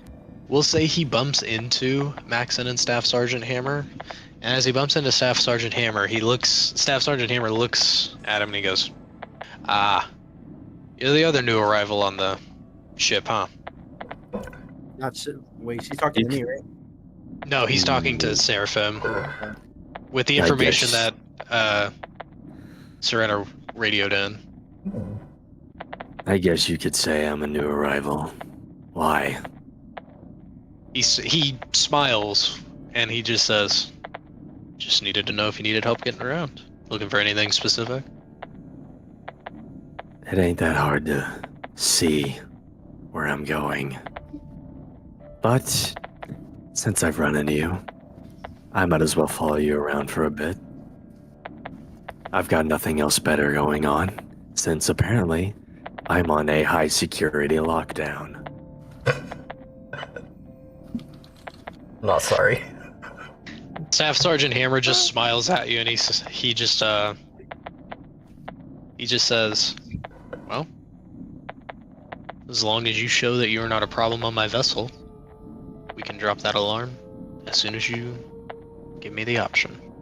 And he just kind of Alright. begins to slowly walk.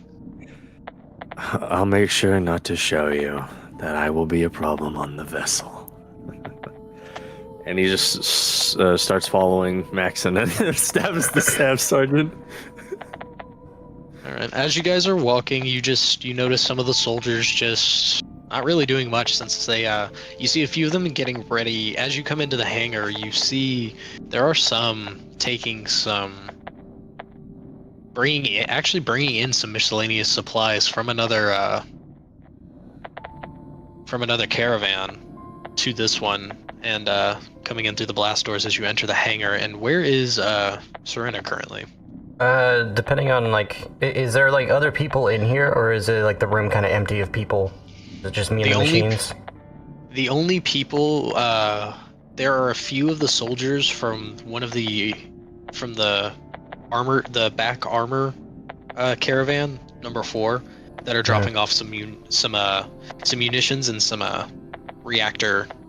hydrogen for the reactor. Well, I would have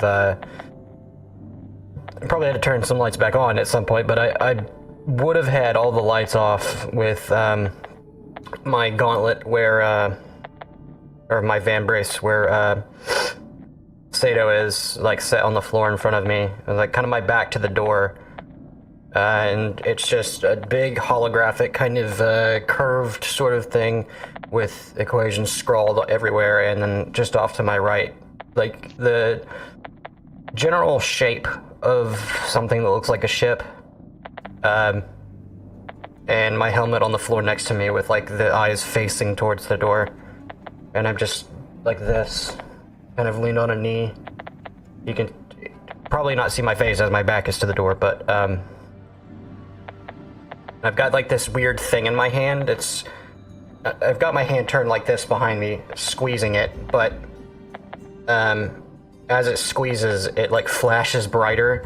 It's this I don't know, above table, it's a squeeze thing so that I don't have sensation in my left arm, so I have to train the grip constantly with this. Yeah. Which is what this is. Part of the time is me squeezing it. It probably doesn't really make any noise. It might maybe just some static sound, but I'm just squeezing that with my other hand up. She's Down on one stemming knee. out. As they enter, the staff sergeant notices the equations out, and he walks up and he begins to kind of look at him. He's like, "Stumped by math. Been there before." As they enter, I will pocket this and just one hand the helmet over my head, and then it goes shoulders and like kind of collapses down back onto my head. That's simply a headache to try and figure out what and where this planet is. I haven't slept in a while, which is making it more difficult. Everything's a bit of a blur, a bit fuzzy. Can I help you with something? No, just coming down here to help our one of our other passengers with another technical problem. If you need help with that math, just let me know. Technical problem, and I'll pick up Sato and restrap it to my arm. And pull back the holograms and stuff. As you click Sato onto your wrist, he begins to go, hello, sir? Kind of stuttering and making some electrical popping noises. But then, after a moment, he seems to collect himself. And he doesn't acknowledge it either. Your little device seems to be giving you some trouble. Trouble is a word. And a choice. I would say being interesting. So you're going to take a look at a ship, eh? I think I can help a little bit there. Indeed, we are. Your lead. And that's when Staff Sergeant Hammer turns to Max and says, "Show me to your vessel." Oh, by the way, I guess the one detail you get at least is my hair is black. That's about it. It's cut pretty short, but helmet was slammed down before too much more was seen. So I walk with him. Technically, I wasn't supposed to take it off. Oh, sorry. No, you're good. Unimportant. So when we get to the hangar, and do you want me to roll for anything, or just No, we're gonna have you're bringing him in to look at your vessel, so just lead him to it, and he can give you his amateur diagnostics, because like he said, he's not he knows nothing about getting things in the air, but he does know how to work metal. Well, fortunately, you have someone who does. Good. Mm-hmm. So we head to the hangar, and the ship is just sitting there. It's not a big one, about, let's say, 5 meters, so incredibly small for a ship, fit for just one person, but looking somewhat durable, more than expected. He walks over to it and just starts walking around it, circling it every couple seconds. He's like, "So I crashed it here about a few days ago and just brought it in because I figured that this would be the best place to bring it. As of right now, I don't really care much about getting it off or getting it into the sky. I just care about it being able to launch in general." What's damaged on it? He takes a kneel and he starts looking underneath it. Now, the main problem here is that the plasma coils are fried, so that's what's preventing me from actually getting it off the ground in general. Indeed. The only way for me to work it, even if I got the engine started, was to push it off a cliff and use the gravity on the impulse engines, but I don't think that's going to work for right now. So if we can just get those first, I should be able to jumpstart it, and then we'll have a way to get around. As for getting off world, that's probably going to be another story, because I don't know if this world has the resources yet to even get the impulse engine started. I'll close fist and then open, and kind of like near you, that little rectangular shape of some kind of thing appears again, and now that you can like actually look at it without me having picked up Sato and closed off, it looks just like a little simple rectangular, just a very simple ship. Nothing fancy. It's just got like a back gate that drops down and slides out as a ramp. Seems to be just one central room that's also the pilot's seat at the front of it. Just enough to get off world. Well, once this is constructed, I might be able to carry it with me off planet, possibly. As for repairs, I can certainly help you there. And prevent you from needing to push it off of a cliff in order to get it off of the ground. It will take some time, though. It wouldn't be the craziest thing I've done. It's definitely an option, but not recommended in the least. As you're talking, Staff Sergeant Hammer is kind of running his metallic fingers over it. And he's like, yep. Plasma coils are shot. A lot of the chassis cracked. I'll begin also kind of like looking into it myself, like after kind of getting a visual, like looking to Maxon for like a permission to make sure it's okay if I touch his baby. Not certain of exactly how attached to the ship he is. The way this ship was supposed to work was that the coils were supposed to use the fuel as a source of energy and convert it to basically lift it off of the ground. So you could say that it manipulates gravity to help it actually not need for me to push it off a cliff. No, it has... Otherwise, if we get the engines to work, it would just be sliding across the ground. So an anti-grav, and I'm beginning to like kind of pick through it, and what looks like a... thunder drive. What do you call it? I'm not entirely certain what you would call this. We just call it the storm drive as of right now. Interesting. It was a name that kind of just stuck with us. The way our ships work is we categorize them based on the types of storms. The fastest ones have the category 5s, the slowest ones have the category 1s. See, where I come from, there are different the thunder variations. drives... where I come from, the thunder drives, they typically are in fighters like this as well.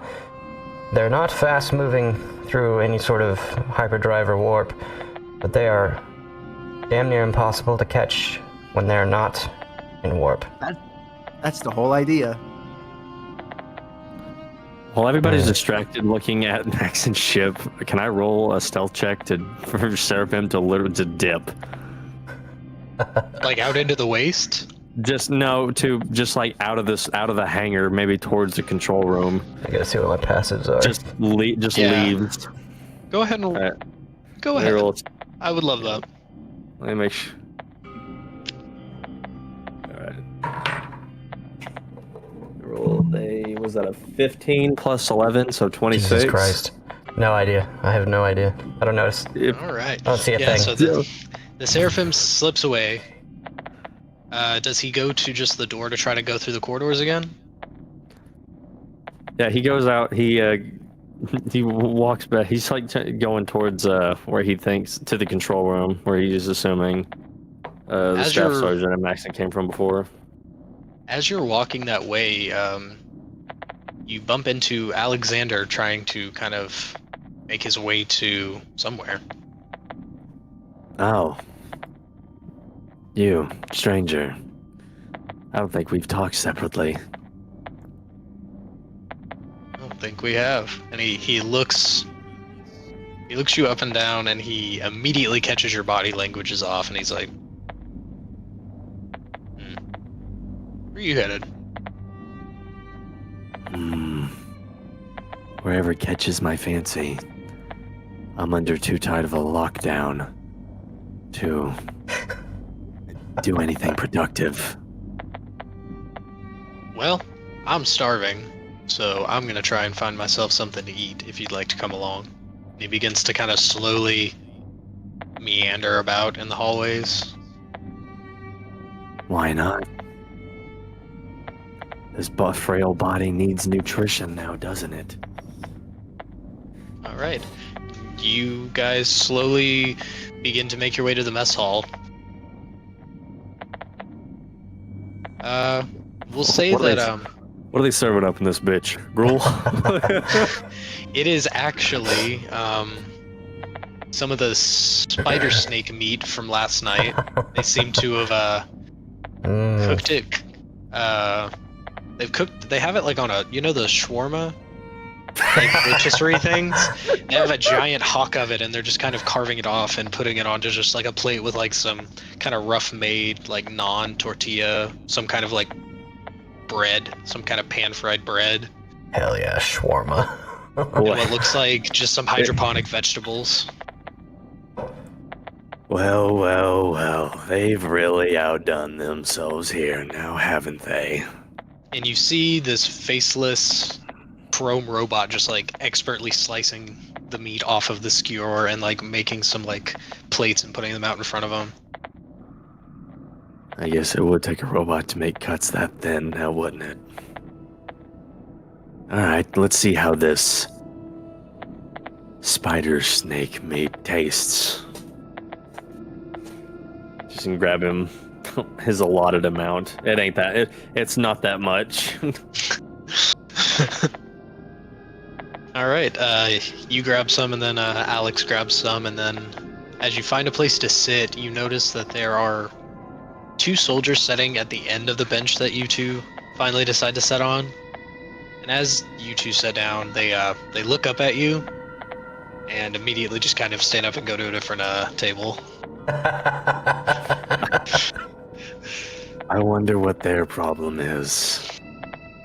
I guess they can't handle a decent conversation. Not like they could have provided one.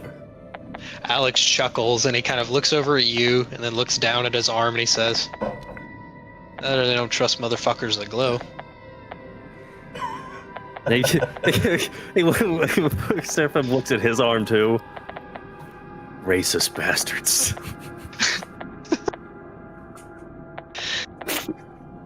And The level of irony. oh my god, that's so funny.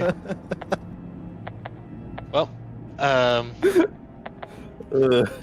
Alex, freaking hilarious. as you begin to eat, Alex he's just kind of watching you, and he just asks, "So, what do you got swimming around in that cranium of yours?"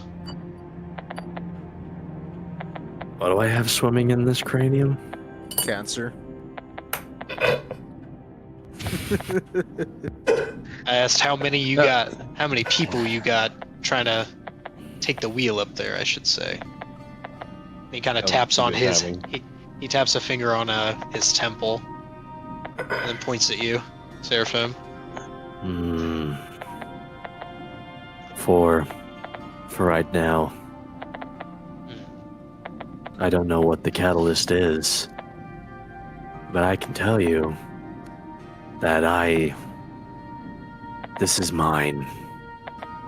This was supposed to be mine. But unfortunately, I am an eyesore on this world. And one of us is trying to get rid of us. Doesn't like to share, does he? No. It's awfully selfish of him. I'd take him out if I could. But I'm not interested in mutually assured destruction. He looks around and sees like there's an open window actually that's kind of showing the hell outside, and he's like, "I'm sure more of people like you around here." Maybe. I prefer one-sided victories. As you say that, his face just kind of goes cold, and he looks over at you, and he's like, "Hey, you're starting to sound like the people that made it this way." Careful. Who knows? I may be a product of this era. Or maybe I'm a product of some bygone era. I don't know what I am. He lifts up his cup and he says, "You and me, just a couple of freaks made by people who just saw us as numbers, huh?" Now that I can agree with. To being numbers. And he like raises, I guess, like a water cup for a toast.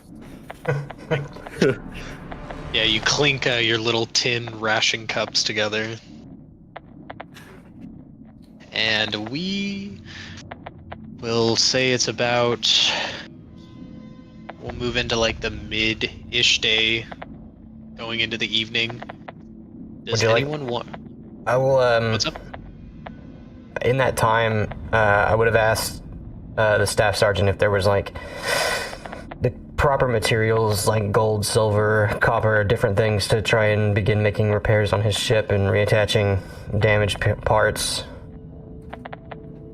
And then I was also going to ask if I could make a tinker check to try and start some repairs at minimum. It's not powered up, but I can at least fix what's broken. Prepare it to be powered up.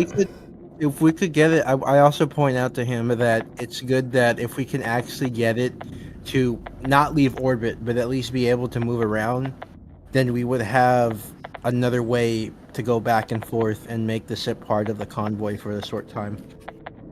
He lets you know that the materials you would need are on the planet, but they may be a little hard to come by. He says that he doesn't like going to this place, but Green Cove would probably have, with it being a port city, it would probably have a lot of the supplies you would need. Or, if you really, really felt brave, you could try and check around the outskirts of these dwarven gas veins, because they are mining tunnels, and the dwarves don't care for precious metals very much, except for adamantine and like tungsten, very strong metals.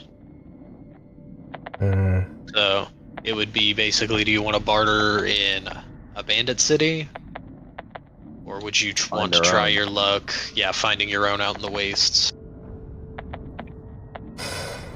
But those are the two options he gives you. I would, taking that, I'll look to Maxon and say we should float this to the rest of the group and see what they think between our two options.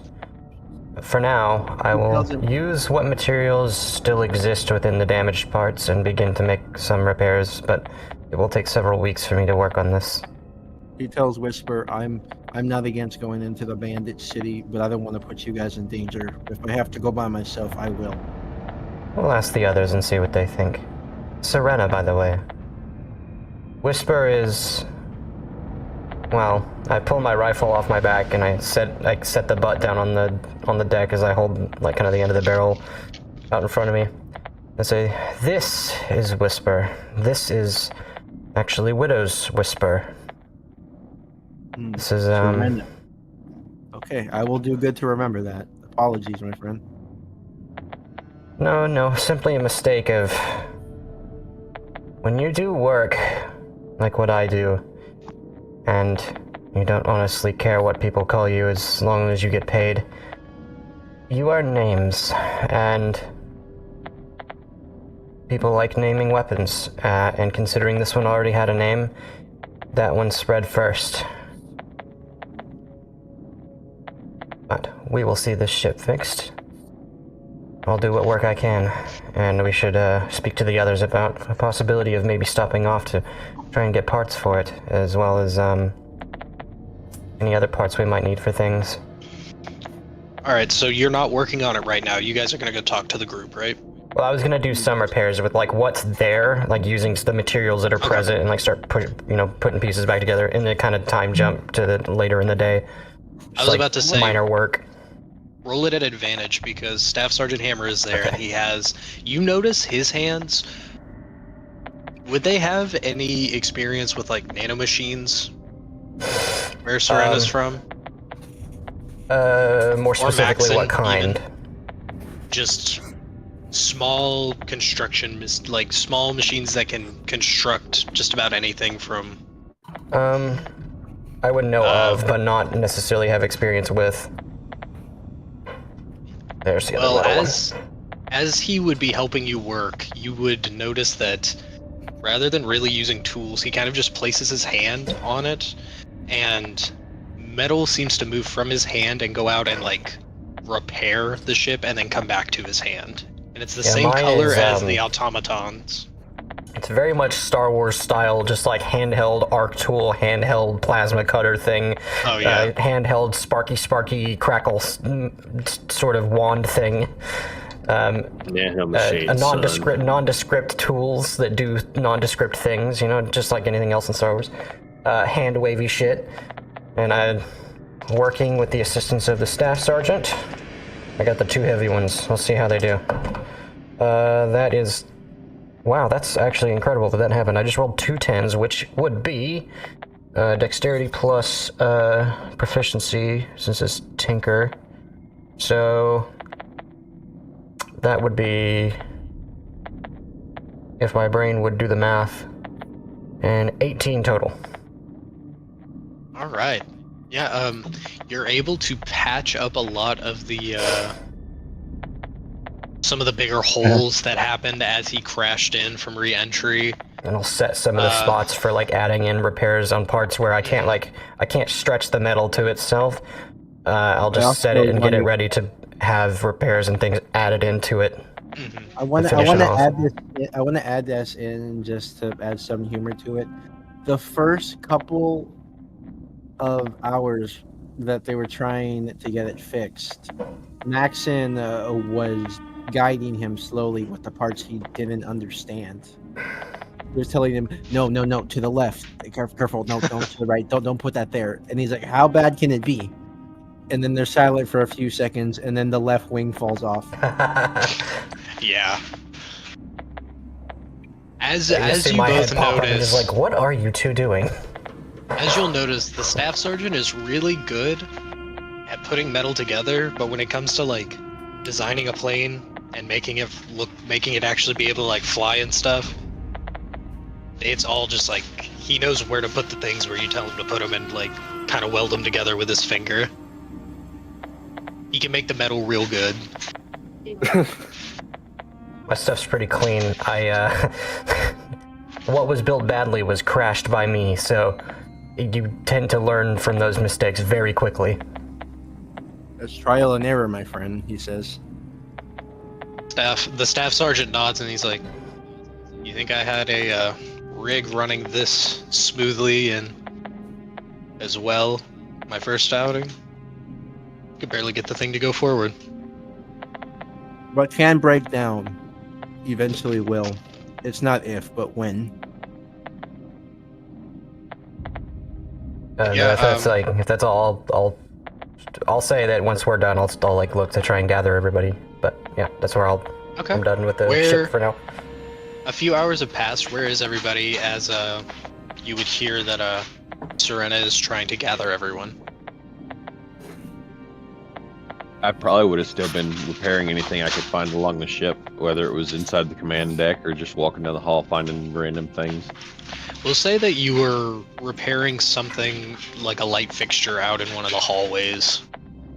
Where is the Seraphim? Is he still just hanging out with Alex?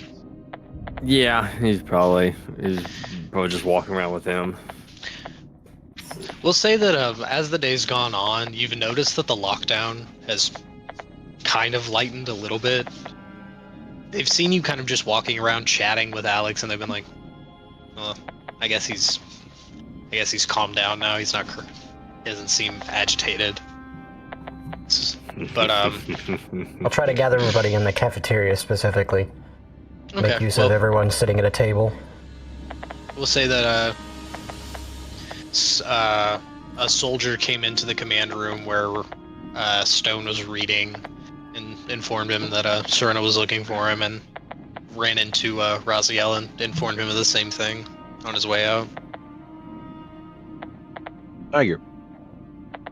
Alright, and as you all gather into the mess hall, no one seems to be eating right now. It seems to be like a lull point. It seems a lot of the soldiers have actually transferred to some of the other units. So as far as you guys know, it may just be you and the automatons on board.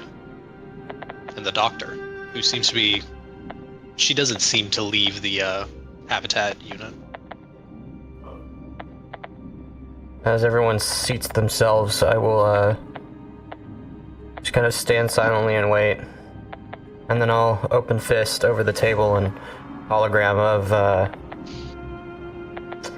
probably would have gotten like just the general topography area, minor details of like the 2 different spots, and just kind of let everybody gaze at those for a second.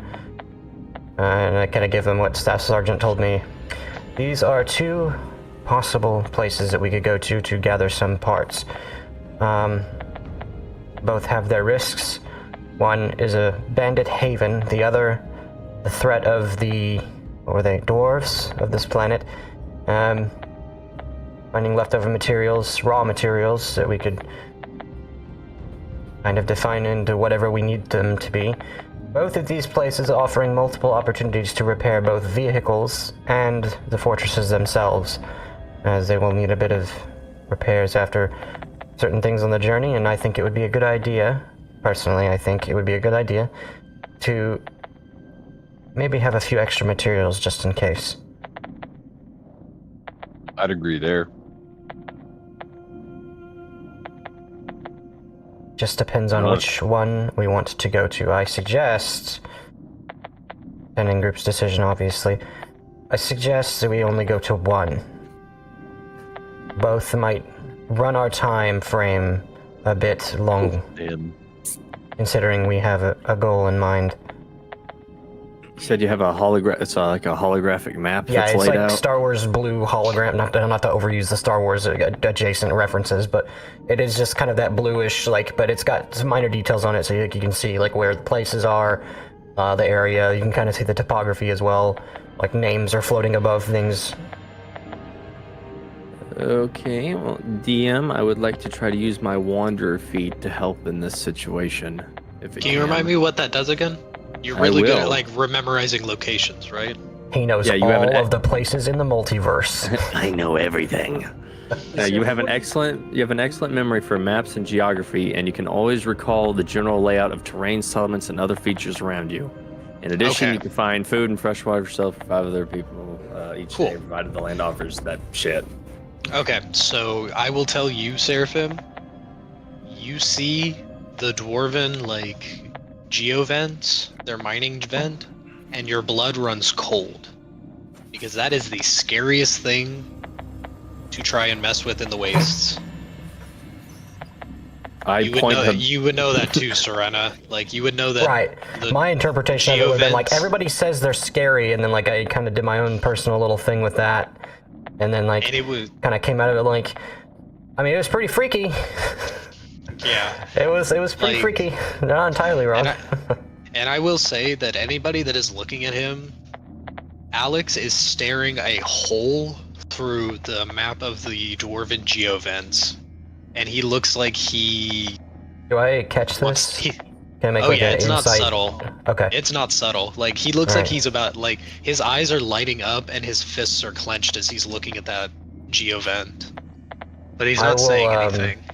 The Seraphim will point at it, and he's like, you can I'm see he's gonna pointing at stealth he's check pointing real at quick a for a minor thing, kind of off to the side at 12. I'm just gonna like put my hand on his shoulder, give him a squeeze. Seraphim points at that for just a long time, just like you can see in his eyes, just like thinking about what he should say. Then he's just, we shouldn't go to that one. That one, we just trust me as much as you can. As you say that, Alex just kind of loudly exhales, and he's just like, I wouldn't mind killing a few dwarves. I wouldn't mind it either, but do we have time? Is everyone? Are we here for some other purpose?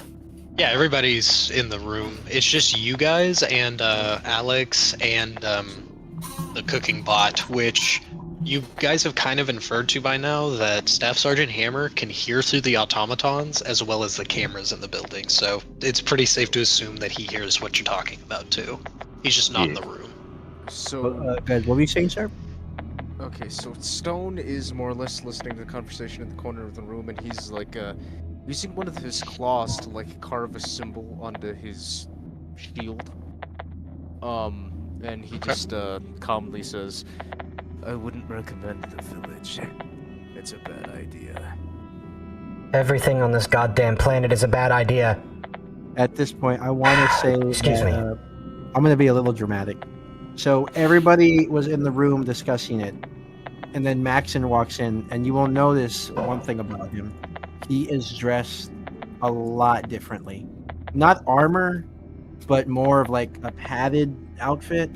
that has a small pauldron coming off the side and a helmet that he hasn't put on yet, but it's split off with the eyes. One of them has what looks like the claw of a wolf, and then the other has the claw that what looks like it comes from a cheetah, which is a tribute to two of his closest friends, which are his teammates.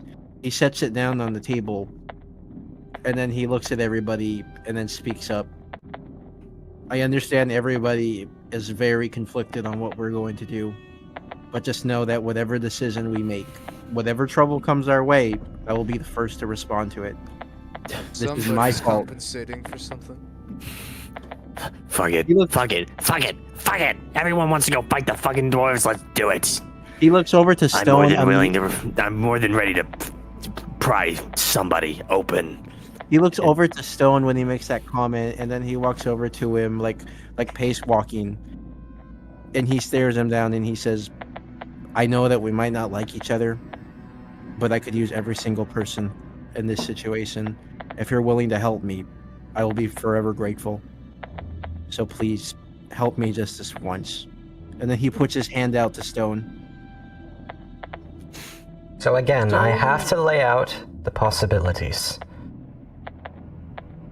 All And their this was going on. values. I Sorry, go was ahead. inspecting the map as well. Sorry.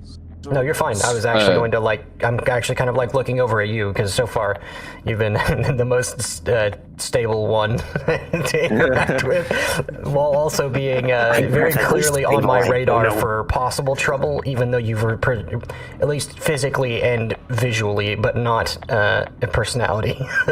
But Yeah. I'm fine. Let's go kill dwarves. But Calm down for a minute. Let's So- talk this out a bit more. we do have to weigh our options aside from dangers. Dangers are not the only factor here.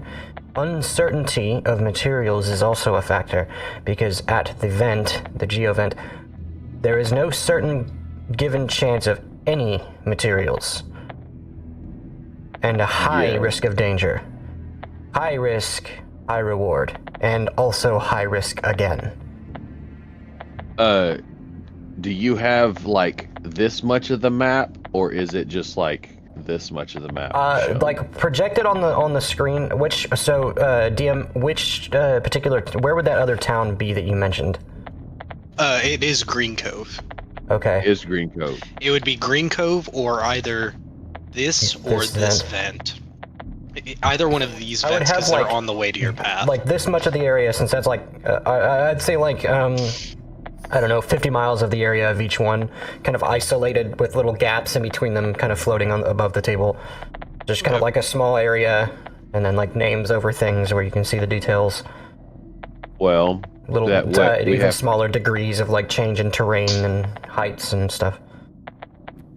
I will say this area is supposed to be more mountainous, but I just haven't been able to find some rocks that I like. But this one here is flat. This is like out in the middle of the waste. It's out in the dirt. But this one is was up in a about more to say- mountainous area. I was about to say that terrain looked different to me, so I figured that wasn't just a flat area either. Yeah, So and this is I don't also think we would have to stop out here and travel in. no, yeah. This is slag land, so it would be radioactive. You would have to like hazmat gear up and stuff. But this one would be less touched by like people because, like I said, Yeah, the dwarves less don't care about looted. it. But yeah, this one would be probably safer for everyone, but probably a little more looted. And then anybody that knows about Green Cove knows about Green Cove. If they want to relay. And Also, Green as Cove I was saying, is filled with, well, ill sort.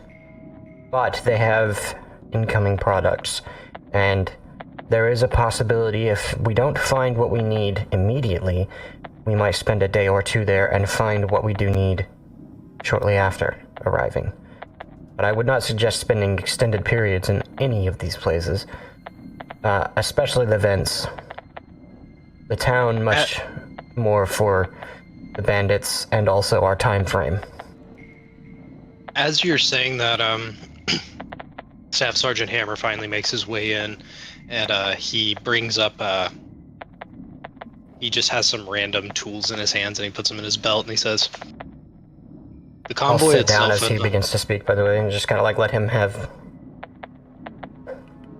He the points floor. to the geovents in the map of Green Cove, and he says, "The convoy can't follow you to any of these locations, but we can give you vehicles and a time frame in which to catch back up,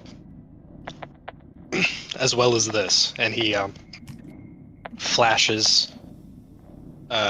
He pulls out a device and adds a bit more to the map to kind of fill it out for you. So now you guys can kind of see a basic outline of this entire stretch. I'll hold up says- Sato to kind of like add to it, and then open hand again to let it add in the detail. Yeah, and he says, and he points his finger, and a light begins to descend out of it like in a laser pointer-esque way, and it points to this spot that I'm showing on the map. Hmm. He's like, "This is our route. We will pass through 4 possible geovents, as well as have a route to Green Cove from here and here along the journey. If you are dead set on supplies, I would be willing to drop you here, on the outskirts of here, or here. I'm sorry, right here, to allow you to go to Green Cove, if you would agree to meet the caravan here, with however long that takes, in this general area. And you can hit any of these geovents that you see fit, and you could probably," he kind of does some math in his head, "could probably spend a few days in Green Cove, either getting or awaiting supplies. But we would be in communication, as well as have these." And he pulls out some what look like signal grenades. And he's like, he sets them on the table and he says, "These have a tracking compound in them that our artillery and missile squads 1 and 4 can lock onto and fire artillery for when you need a bigger answer." And he kind of smiles as he says that. "But I understand that you need these supplies. I only ask that you..." I think the caravan could also use some extra supplies as well. Specifically for agree. the fortresses. Maxon There is speaks up. a- Good, then it's a win-win for both of us. He kind of smiles, and as he does that, the doors to the cafeteria close, and you hear some locks, and he says, "I'm actually working on something, and I need supplies as well. Specifically, some of the ones that you need as well. So, as long as you promise to stay safe, and not endanger our convoy for both of our sakes, I will allow you to use our resources to go wherever you need to on this voyage."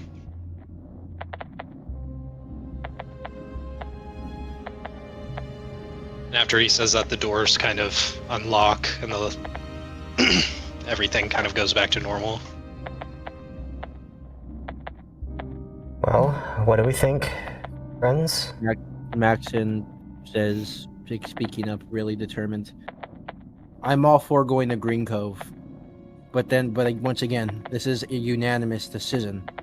So what do you guys want to do? I'll follow whatever you decide." I like the sound of Green Cove. I'll go wherever we've run into at least Stone one adversary. sighs, and he says, "I'll go to whichever. Just know that Green Cove isn't exactly a good idea as it seems." As I said a moment ago in my minor outburst, nowhere is a good idea on this planet. It has been a while since I've been to a place on a planet where nothing is a good idea. You know the kind of stress that puts on a person? Do you know the age expectation of life on a planet like this? It's not long. That sounds And like I a hate personal it. problem. Try having your first memory being in a cage, then get back to me. But I would You say just got Raziel over the side laughing, trying There not is- to be mean about it or impolite. Just that There No, is no, this is it's an a idea that I perfectly have. reasonable thing to laugh at.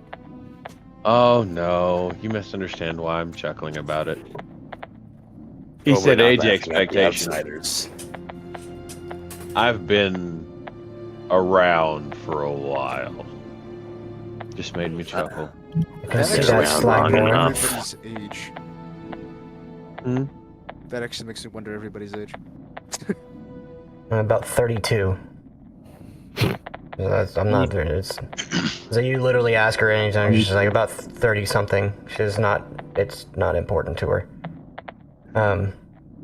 My idea, if pending approval from everyone, I say we go to Green Cove, spend a few days, gather what we can, use what resources presented and offered by Staff Sergeant Hammer here. Gather what we can in Green Cove, and then make for a rendezvous here with the convoy, and on our way, stop at this vent. High risk. That was actually going to be my suggestion as well. Now, the event can be skipped if we feel that that might be risky. We can surveil it, take an eye, and decide what to do once we get to the area. It also But- depends on what supplies we're able to get in Green Cove. That is what I think. What do the rest of you think of that? I think we take the vent and skip the village. I'm fine with going to the village, and if I'm need being be, sarcastic. I can surveil this vent if need be. Maxon speaks up. I understand everybody is hesitant. I know it doesn't make sense. It's risky. The chances are we won't find nothing, but it is a gut feeling. You It's really want to go to interesting. this vent, don't you?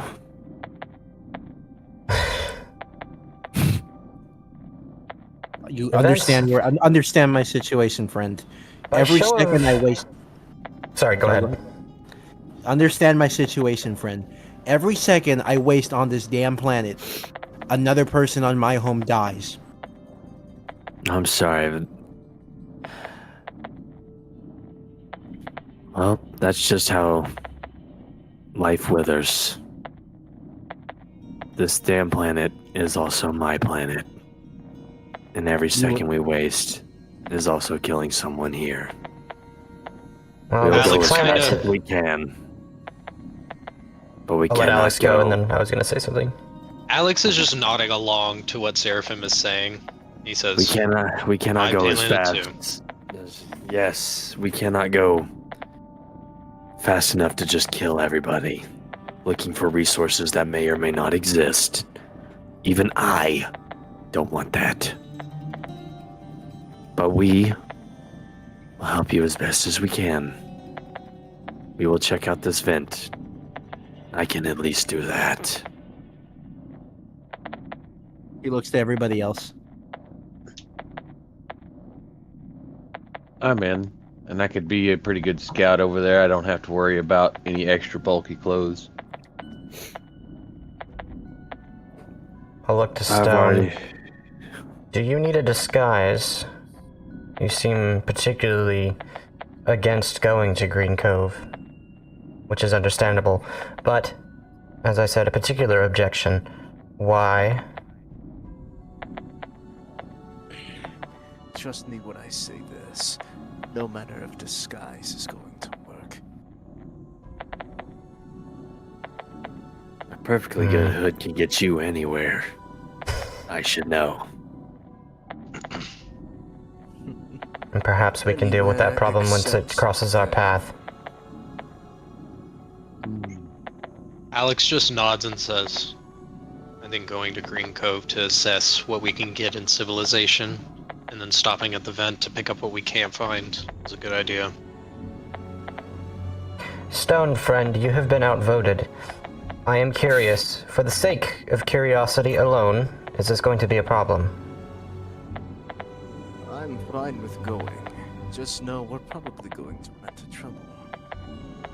Oh, that's fine everywhere by is me. trouble. That's the trick about this planet. Everywhere you go, it's trouble.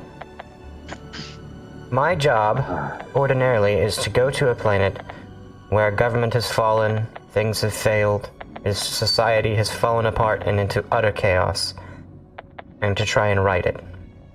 This is a planet where there is government and there is order, and it's still in chaos. This planet is interesting and beautiful. And I want off of it. If I wasn't wearing a helmet, you'd see me smile. Staff Sergeant Hammer just nods, and he says, well then, we will make our way to this spot here, and I will drop you off there because it is the safest road to Green Cove. I will say, you will have to pay a toll from the bandits to move through the jungle oasis area. It is far easier and quicker, but you could also take the slag lands if you take protective gear for those who can't survive. You may still want to take protective gear for weather, even, but you could also go that way if you do not wish to pay a toll. Or if you think you can sneak through the oasis. Just know that once you separate from the caravan, you will have only what you take with you until we reconnect at this spot here. Depending on what everyone thinks, I think we'll cross that bridge when we come to it. Agreed. I'm confident We've got my a few ability days until we to depart. my ability to escape from prying eyes. I'm sure you've already noticed. I also want to call into question this vent here. Are we passing it by? I would vote to pass. We're going to the Indifferent. mountainous one that may have more resources yet. May be better to pass it by. Cool. All right. As long as that is a unanimous vote, or at least the overwhelming majority, we will set. All right. Yeah, we'll set. Staff Sergeant Hammer just. You see this. The light coming from his finger sits here for a second, and then you hear the engines purr a strange way, and then you feel the caravan kind of move a bit. And he says, I will signal to the other caravan to adjust the course to drop you off. Sato, mark that location and begin mapping our route. Gather any information that you have stored away, and take your time, no rush. Present it to me later, and we'll talk. Can do. Do. Oh, I fucking hate that. Just Seraphim just hears that, just fuck that.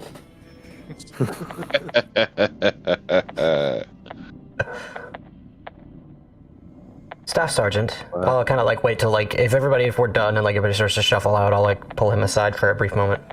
Yeah, I was about to say, if you guys are all done, you can kind of go do whatever. We're just gonna roll a few days. We still got acid rain.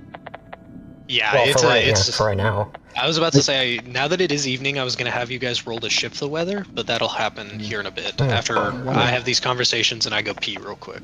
I We'll do these want conversations first. So, okay, I do want to ask if I can have a quick talk with Stone.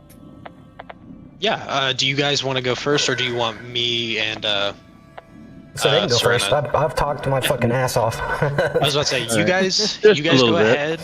You guys go ahead. I'm gonna go to the bathroom. I still have my headset with me though, so. All right. So I I got one in the back. All right. Sorry, So Max, what did you say?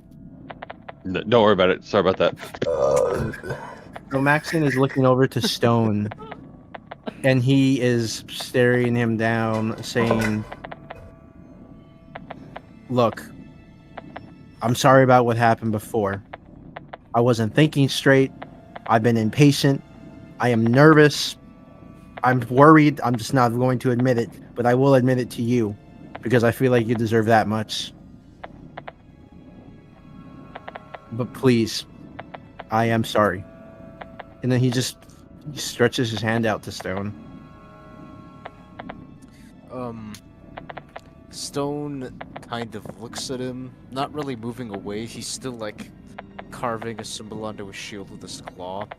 His eyes kind of drift to look at him, and he says, "Put your hand down. There's no need for any formality with me."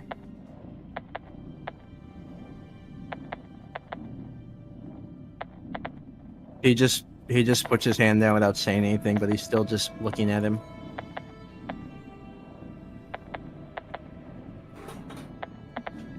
What's your understanding of freedom? My understanding of freedom, I've come to appreciate it. My whole planet has been oppressed for 2 years, so I think I would know a thing about appreciating freedom. Interesting. I've been fighting for it every day for the past 2.5 years. I say 2, but it feels so much longer. Freedom is a foreign concept to me.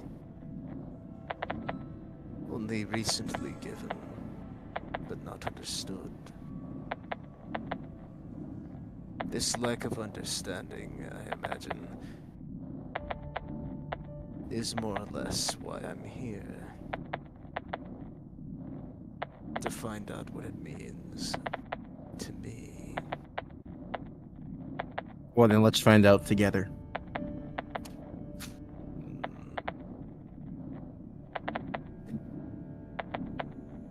So it seems.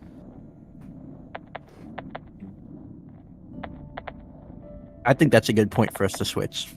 Okay, cool. Yeah, Yeah. no, that was awesome. I like that. All right, yeah. So, Serena pulls Staff Sergeant Hammer to the side.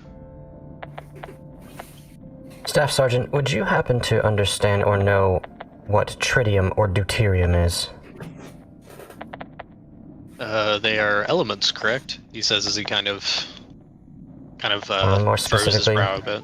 they're very heavy isotopes of hydrogen, and I need some, and they're incredibly... I wouldn't say incredibly rare, but they're difficult to get a hold of. I won't ask you if you have any on board, because I'm almost certain you don't. Do you know where I Okay. might get some? So above the table, how exactly does that come into existence? Because Deuterium might. is in heavy. It's called heavy water. It shows up in trace amounts in all water. So if you guys would like to know, sometimes you do drink deuterium. It's in water. Sometimes little individual particles. It will replace hydrogen. I was about to say that is used in like nuclear energy, and they use small suns to power stuff. So they may have. Yeah, it's used in nuclear fusion specifically. If anybody wants a hint at what I'm trying to work on, but and then tritium is It's a trap! I forget exactly where tritium comes from, but it's kind of a similar situation. It tends anything to from replace No Man's Sky. hydrogen in water. Asteroids. He pulls out his small data pad on his side, and he begins to scroll through something. He's like, Real quick, speaking above table, I thought that tritium had to do with like lithium or something. Tritium is a hydrogen isotope. It has more neutrons, but the same number of photons, or protons, I mean. But it interacts with it interacts with gases, right? At room temperature, it is a gas. Oh, okay. Which I will also, that's both above table and to Staff Sergeant. I'll tell him that both will either be in isolated amounts in water kept to the side, either in varying quantities, or it will exist in a gaseous state, or it will be safely kept at somewhere around about for lack of like a space sound, I'll say 18 degrees Kelvin. he's looking at his data pad, and he's kind of like Which for He looks like the he's doing layman is some about numbers. negative 450 degrees. Yeah, no, that's cold as fuck. and he He looks to you and he says, I don't have any on board, but we do have some on the armory caravans, but not enough for what you're going to need. I only need... I still have to calculate how much I will need. I'm still in my early stages of calculation. I didn't begin working on my equations for the drive until I saw how much this mission was going to earn me. But I only need a specific amount. I just have to determine how much that would be. If it is within a certain range, we might be able to supply you it. But if not, I know that there will be some in Green Cove, as it is a byproduct of fission energy. I might Fusion borrow energy. enough to begin the experiment, but I don't know how much I will need. I need to speak with Alex, and I need to begin constructing from what materials I do have, at least beginning a base structure. Another request, more direct and more active, and I'll describe to him, like, instead of going into it, because it'd be a long explanation, essentially a box to, once I build this little, essentially like a little stellar engine thing that's going to be, like, it's basically a Tony Stark arc reactor, but it's in a little box to itself. Just power this up and then set it into this other big box thing so that it keeps it both stable, and then once I pull and push and do certain things to this box, never having to remove the thing again, I can then connect it into the drive of a ship without having to interact with the highly volatile reaction going on inside of it, and also keep it stable from outside sources. Okay. So you just need, like, what do you need that constructed out of? It doesn't have to be anything particular. It's just an outer shell, essentially. It can be any kind of metal, basically, because this is just going to be a shuttle to get off planet, so I'm not worried about the, like, material it's constructed from. Could be pig iron. I don't care. He looks it over and he's like, give me a couple of days. I'll see what I can do. Just make sure those strings are, or at least the springs are made out of something that will last a long time. The rest of it doesn't matter. Understood. And he takes a copy of this Yeah, I'll give him, like, the whole design and schematic, and I'll have that laid out. He begins to make his way out to the workshop to begin to work, unless there's anything else that anybody needs from him.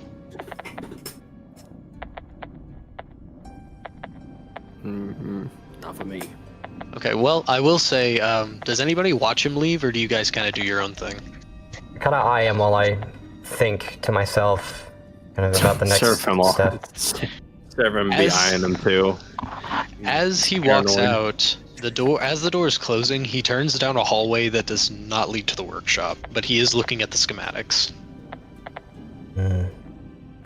Fuck yeah, follow him. I follow him.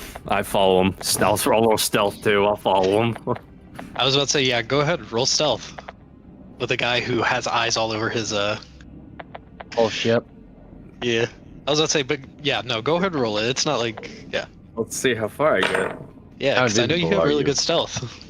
Oh fuck! Now, god damn it! Hang on, this fucking. What is that? Oh boy, 14. A 14? I'm posted up is- outside the door like a Scooby Doo scene where my I think head. that is the number of my passive perception.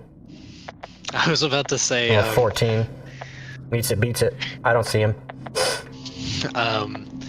you hear the cameras zoom in on you as you're like, you know, Kronk from Emperor's New Groove kind of sneaking around. The cameras are just kind of watching you do that.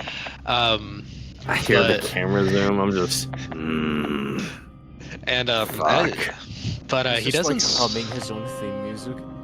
He doesn't like stop. He turns around and kind of acknowledges that you're behind him, but just kind of keeps going, and he goes into the communications room and closes the door behind him.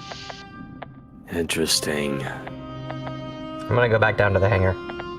Alright, I'm gonna remember that. Yeah, there we go. I was waiting for somebody to do it. Yeah. It was a matter of time. Okay. Well, does someone want to... Let me pull it up in front of me so I can make sure I have the right... Somebody else's turn. I caused about to this say. storm that caused us not to do anything. Someone roll a d12 for me. Oh. That's Oh, a D12? Mhm. I have a D12 bullet. 11. The planet explodes. Damn it!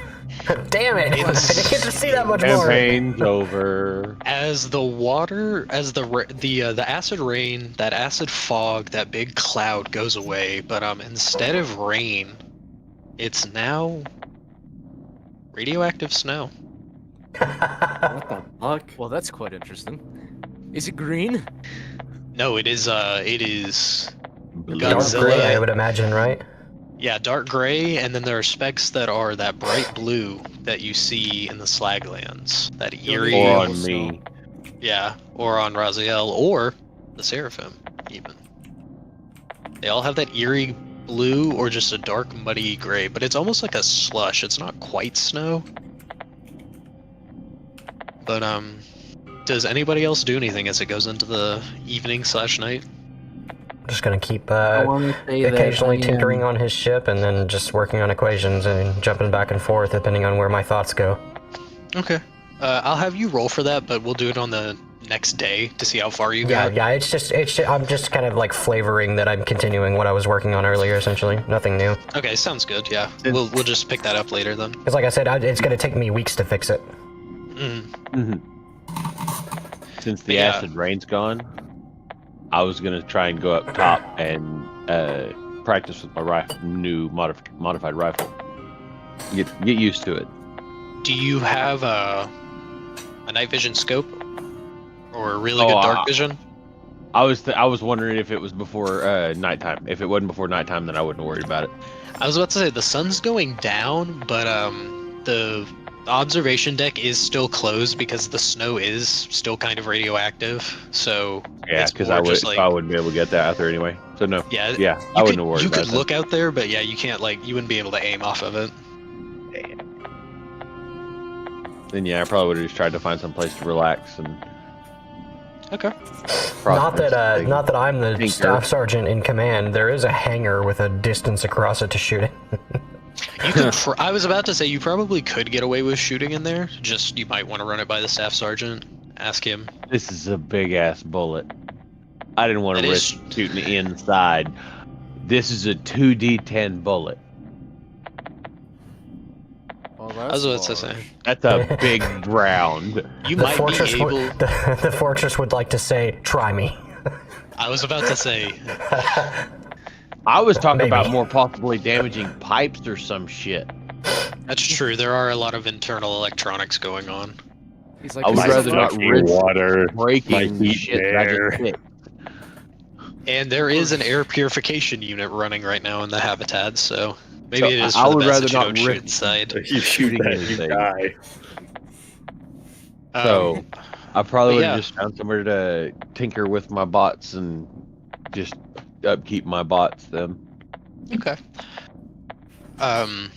Does anybody else have anything in particular they want to do, or shall we move on to the next day and make some leeway travel-wise? The last thing I do before the next day is I'm doing this in private, but in my room there was a bit of a table. A bit of a table. Am I saying a small table? I have my the helmet that I brought in the room with me. I have it sitting on that table, and I'm just looking over it like on one knee, Kylo Ren style, and I'm just like, my friends, I will be home shortly. All right. Is that it? Yep. All right, cool. Does anybody have anything else, or shall we move on to the next day and the next bit of encounter rolls? I'm ready to move to the next day. I'm good. I am ready. I thought the last thing Seraphim does is Unfortunately, I may have Oh. to leave soon, but I'm pretty much ready for whatever. Okay. We may just move the caravan on a bit. If we do go into like a combat or something, we can stop it or anything. If you want us to keep moving on, get a bit of travel time in, because there is going to be a That's lot of perfectly traveling in this fine. campaign. Yeah, that's perfectly fine. Okay, well, whoever would like to roll the hold on,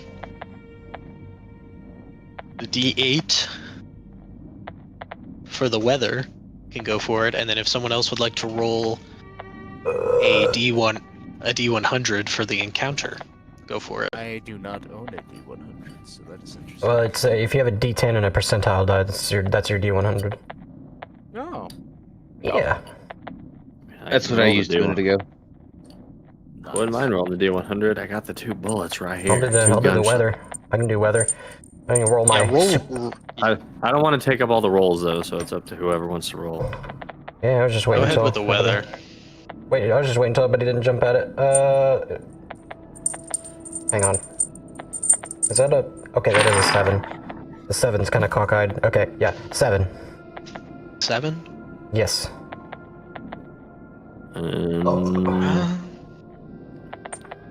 I rolled found the a perfect GIF for what Stone does in his free time. Crazy. It has stopped raining and snowing, but it is still cool outside.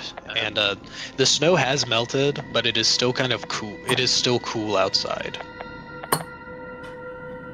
Bit of a chill. If it's And, not precipitating in any way, I'll move my work, I guess. I'll call it upstairs. To Get the fresh air. balcony. Okay. Yeah, no, it is clear. There's no radiation in the air in the immediate area. All right. What does everybody else do to start off the day? Also, what was the encounter? I rolled a 35. 35. Let me see what that says. All right. Well, can you roll a D10 for me?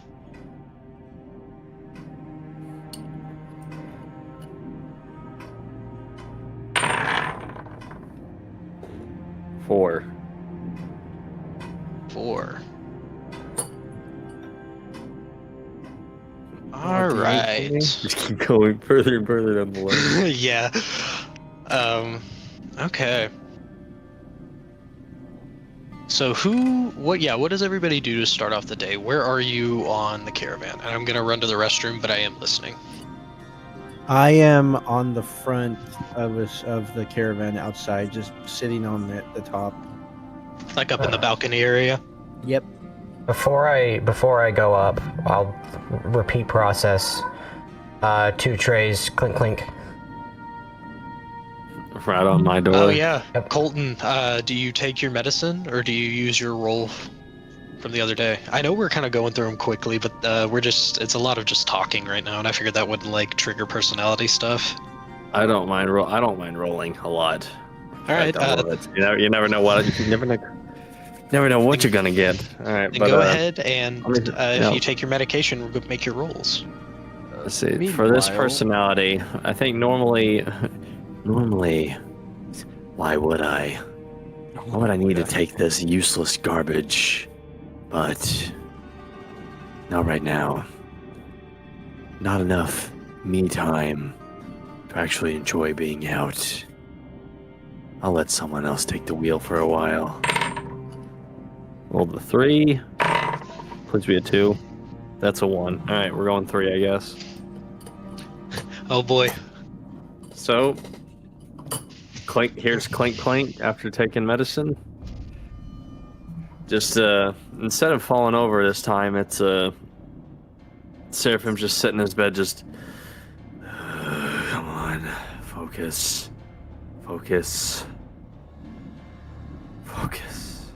and then just had his eyes closed the entire, opens them, and then he's keeping his mouth shut, walks over to the door, opens the door, and is in his militaristic stance. I'm gonna scan you over. And I'll hand you the tray. two-hand grabs it, make sure like it is a even pull. Just there's no like no shaking whatsoever. I'll also enter and sit across from you in like a. Is there like multiple bunks, or is it like a chair, or what else is in the room? I'm not entirely certain of the structure of the rooms. I'll say it's a bunk, a small like nightstand table, and then a chair, and then maybe like a locker to store some things, and like a little room cubby area. I'll take the chair and sit down, and set the tray kind of to the side.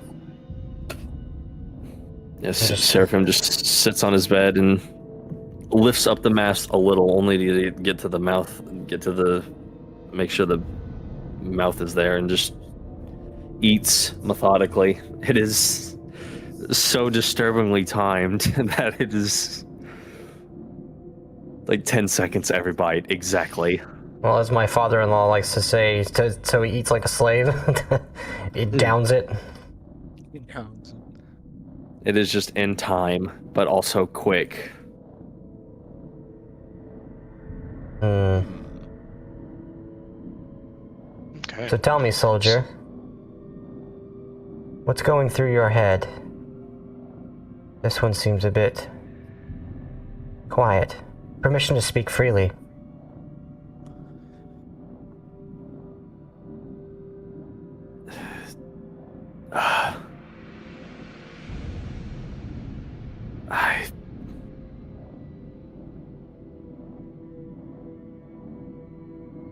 If possible, I'd rather just not speak. I'd rather just do. Man of action, a true soldier. I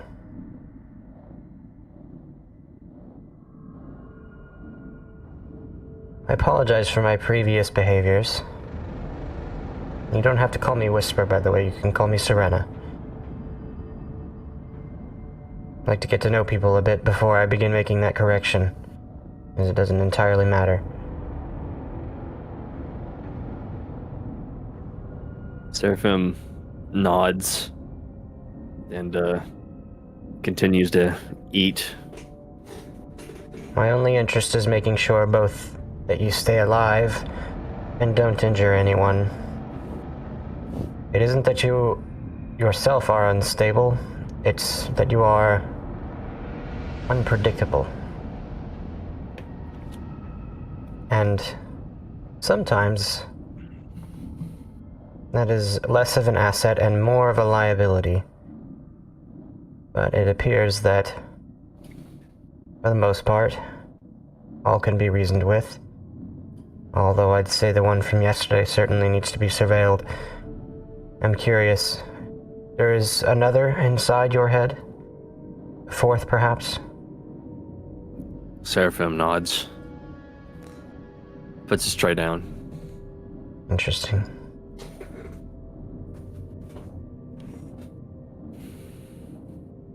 Well, to your duty, soldier.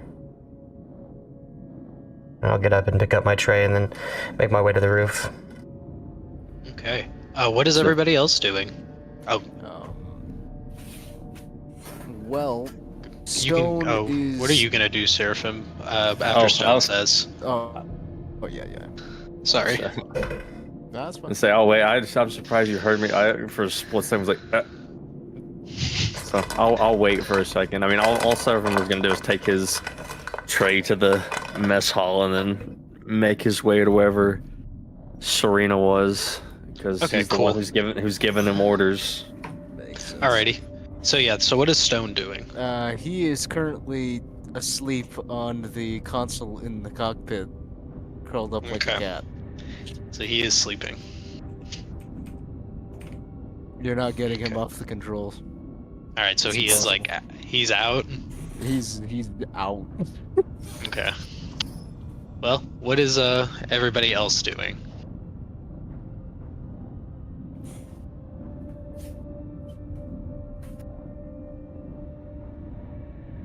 Is Raziel going to go up to the top part I'm gonna hit it and practice with my gun in the morning.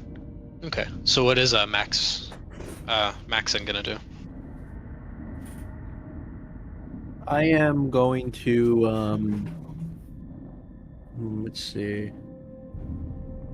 I'm just going to go with him, just get a little entertainment. I'm going to watch him. Okay.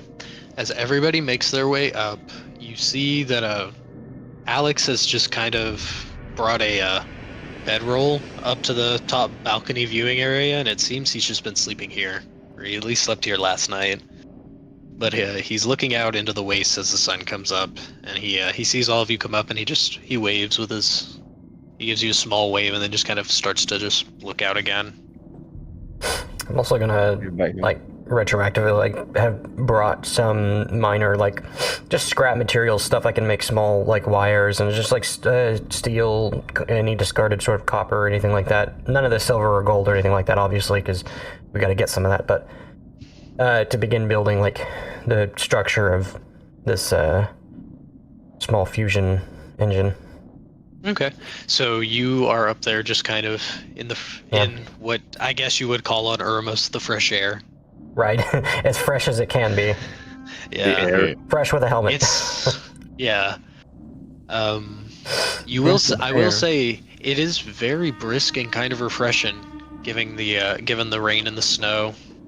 It's very cool in the air, but as you're bent over and working and stuff, Alex just kind of sits in front. He kind of sits down and doesn't say anything, but just kind of watches you as you begin to make whatever it is you're working on.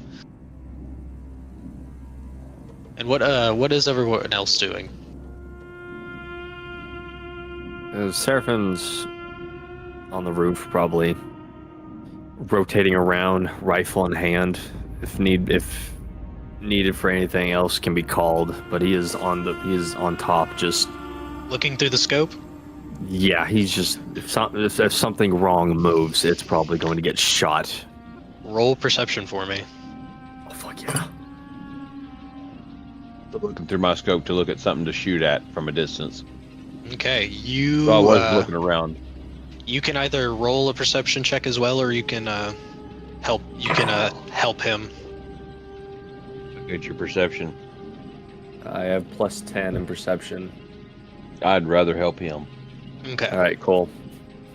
We'll say that he's up top looking, and you're like looking out the different slots to perfect. taking Good. pot shots. First one's 7. This one's a 10. So I got a 20 for my perception check. Dirty 20. Okay. A dirty 20. You do see. Give me 1 second. Get it pulled up. You see a few creatures making their way towards you. Slowly but surely. It looks like, from what you can see from here, maybe 3, 4 larger creatures. They're far off, but you can see them, and they are moving towards the caravan.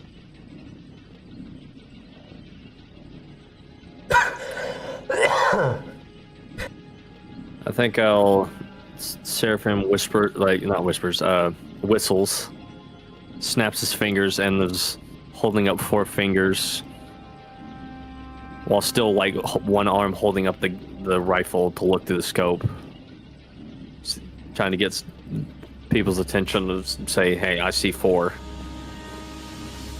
4 eyes on. Okay. You see that they. Will someone move the Harvest 2 token? Half of its movement. So yeah, you see they are coming from the Slaglands over here, and at where they are now, they are probably about. They're far enough away it wouldn't make sense to shoot at them, but they are moving your way at a steady pace.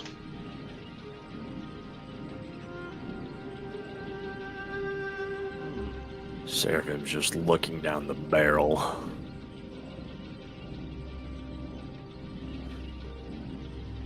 Okay. So I everyone. tried to bring that to somebody, one of the robots' tensions or whatever, see if there was an issue with that, and trying to get ready for stuff. They, as you walk down to tell one of the automatons, you just see Staff Sergeant Azar run up, and he's like, "I'm assuming you saw what was coming our way. I picked it up on the sensors. They seem to also be moving underground." Oh. That's gonna be fun. How fast?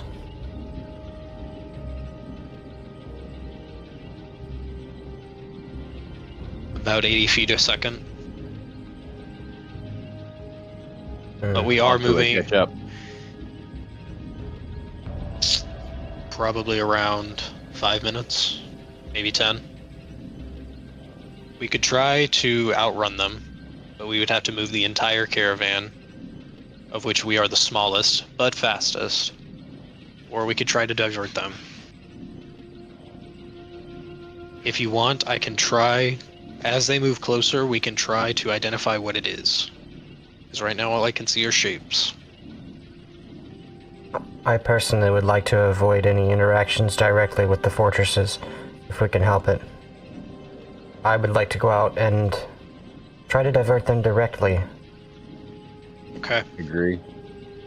Would you like I to don't take want a anything getting close to him. Would you like to take a small armored vehicle out to transport all of you out there? Yes, that would be delightful. And I'll start How many- heading down towards the hangar as he's still speaking. I'm like radioing to listen. He starts counting you. He goes 2, 3, 4, 5. You should take heavy weapons with you as well. Do you want an artillery piece, a small missile device, or a solar cannon? And if you want above table explanations for those, I can give them. Just let me know. But those are the options for the vehicle. I imagine the artillery is going to be like multiple shots, and then like rockets going to be like one. Yeah, it's gonna, with the artillery, I'm gonna let you fire twice, and it's going to be just like small artillery fire, just like a small explosion. The missile is gonna fire light missiles, and you will only have so many, but they do more damage. Okay. And then the solar cannon does radiant damage, and it's basically like an autocannon laser gun type thing, I think which doesn't have maybe- ammo, but it does have to reload and recharge. I mean, I like the idea of the solar cannon. Everyone else, what do you think? Seems reasonable. Yeah. Yep. Seems like a good one. Seraphim salutes. Staff Sergeant Hammer nods, and he presses the implant behind his ear, and he says, "I need an armored convoy with a solar cannon. We are going to try to divert whatever is heading our way." Has Stone woken up for this? Does he want to be woken up for this? He probably would have overheard and already woken up at some point. And must have Okay. whatever's We'll going on. We'll say that he's following behind as everybody's heading to the hangar. And as you get to the hangar, you see from the armory convoy behind you a small armored-looking vehicle. It has treads in the back, but 2 wheels on the front to steer. It has the giant solar cannon on top. It's almost like kind of like a half tank, almost. But it has enough room for 6 people. And as you walk out to it, the soldiers that drove it up step out and just kind of move out of the way so you guys can get to it. And Staff Sergeant Hammer says this should be enough to get you away and diverted, but if it is too powerful, please do not hesitate to come back and move into the direction of us so we can hit it with harder artillery if need be. I'll look around at everybody. So who's driving? Not the dog. What would you roll for driving? It would basically be, do any of you have proficiency with land vehicles? Yes, I'm pretty sure I do. I guess Fortunately, I'm no. assuming that would be wisdom or intelligence rolls. It would be for It's like your reaction knowledge of speed. other or not. Yeah, Land it would be vehicle proficiency. intelligence. Yep. Oh yeah, if you have land vehicle proficiency, I would definitely recommend you drive. Because if not, I was gonna have you guys roll dexterity and probably intelligence to like maneuver In fact, and react I and see know the what's going hesitation, on. and I'll just climb up in the driver's seat. Okay. Pull the There- rifle off. There's a passenger seat next to the driver's seat. There is a person that aims and fires the solar cannon, and then there are seats behind that in the back where you can open up slits to fire weapons out of or drop bombs. There is a box of grenades and a box of mines that are meant to be dropped out of the back of the truck as well. As well as some adjacent solar rifles that were left in there that are just like normal rifles that you hold. Solar rifles? Yeah, it's laser guns that are charged by the small suns that are held in them. They're human-made. They're like a rifle, but they shoot radiant damage. Ooh, like a rifle, but not. And they don't use normal ammo. Like I said, they don't use normal ammo. You have to charge them with the solar cells, which lasts for Doesn't- quite a while. It doesn't technically count as a rifle, so it's legal for citizen use. Basically, it's a las gun from 40K. Like, Yeah, that seems that's. It's It's this- manufactured. Okay. yeah, it's what every soldier in the human army has when they first join. All right, how does everybody else enter the vehicle? Serena is driving. Let's see. Who would Seraphim's either going to be in the back or the passenger side. It just depends on what has like a pretty good sticking a body out with the rifle. I would say the passenger seat because it has a opening up at the top to where you could attach a large machine gun if you had one, or a medium solar cannon. So that would be a good place for you to like aim and place shots. I am a large machined gun. Not really, but you get the point. I'm gonna fucking fire a bullet. So I think Stone, more or less being who he is and resistant to the weather, would actually probably hang out outside the ship, like hanging off of it, to possibly deal with anything that gets too close to the ship. Can I do the same? I'm sorry, say that one more time. Sharp. I would say Stone is probably like outside of the ship, hanging off of it, just in case something tries to get close. Okay. Considering he's resistant to this weather at the moment, he doesn't seem to be hindered. You guys aren't going to go into the slag stuff, so yeah, no, the top will be open. We'll say you can sit in the back, and if you want to, you can swing out and hold on to the side. Yep, that was pretty much the idea. Okay, and Maxon's going to do the same? Yep. Alright, so you guys are going to sit in the back. Does that mean that Raziel wants to pilot the solar cannon? Because there's one more spot in the back, and there's the solar cannon operator.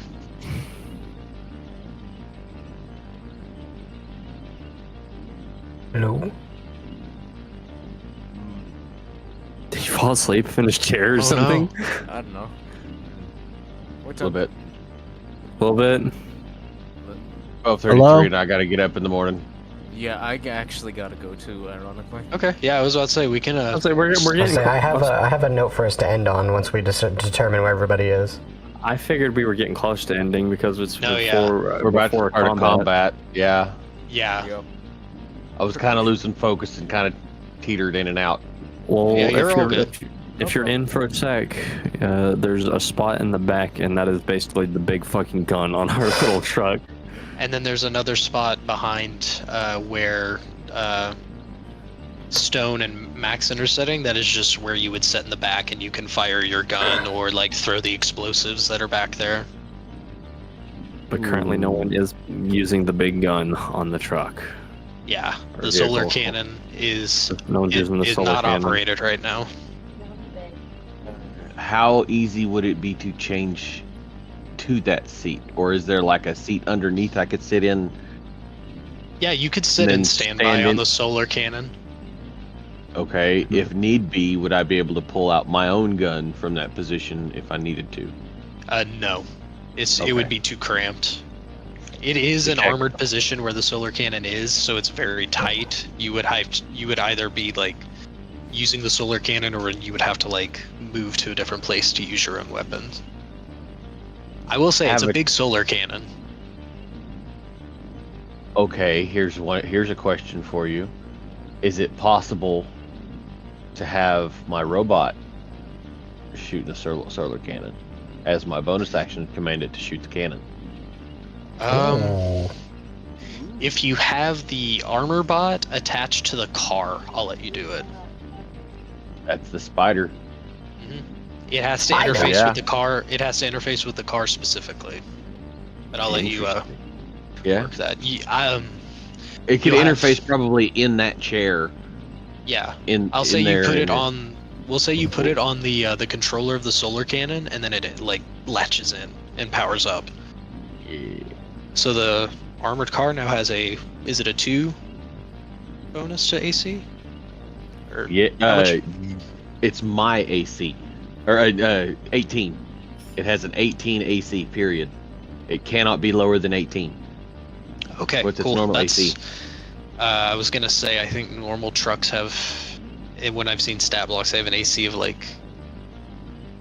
Armored trucks would have like a 16, so this is an upgrade Yeah, because they are it's, armored, but they're big.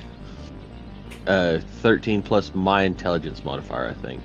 Okay, Oh, I have cool. more AC than an armored truck. That's I crazy. have the same AC as an armored truck. That's crazy.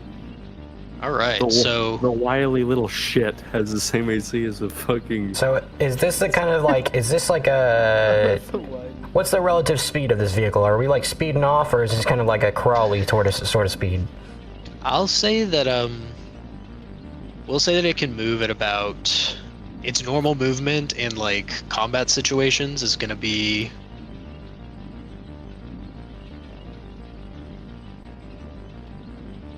We'll say 80 feet. Well, no, I'll say 100 feet. Okay. Well, actually, hold on. Let me check something real quick. Let me make sure that. Absolutely. Yeah, we'll say that this has a movement of. We'll say 70, because it is pretty armored. Okay. It's quick, but it's not like super fast. It's Well, more I built will- to be an all-rounder. As everyone climbs in, I will jump up in the driver's seat and pull the straps over me, and I'll say, "Ancestors, guide us." I'll do the straps, and put it in gear, and do the equivalent of like whatever constitutes just absolutely peeling out for this thing, and You tear just- off. And as we tear off, I'll say, "Guide the path. Dark is the night. Only the strongest survive in the dark." When I don't hear a response to that, my shoulders slump a little bit as we speed into the distance. Peeling out is just you hear the treads just grind into the back of the dropship, and then just throw you back, and then you hit the sand, and then it just begins to spin as you go out towards the creatures. And as you are leaving, you hear over the radio Alex just saying, "If you get too overwhelmed out there, just radio in, and I'll come out on a bike and meet you guys, give you some backup." Now that would be a sight. Nice. And as you guys are moving out, are you driving full speed towards the encounter? Yeah, I'm gonna kind of do like a perpendicular, so I can kind of turn and try and lead them maybe. All So right, cross the path and then attempt with a distance to try and turn and lead them. All right, as you are driving up, you see that it is not 4 large creatures moving in and out of the sand, but it is 2 huge creatures. Oh shit. It is. Hold on, let me get a picture for you guys that we can end on. And as you are driving up, you see these two giant desert worms burst from the sand and begin angrily slithering towards the convoy and by adjacent you. Oh hey, it's Mulgara from Wind Waker. That's interesting. Wow. And that Springy. Got a mythosaur Yeah. head. And bad teeth.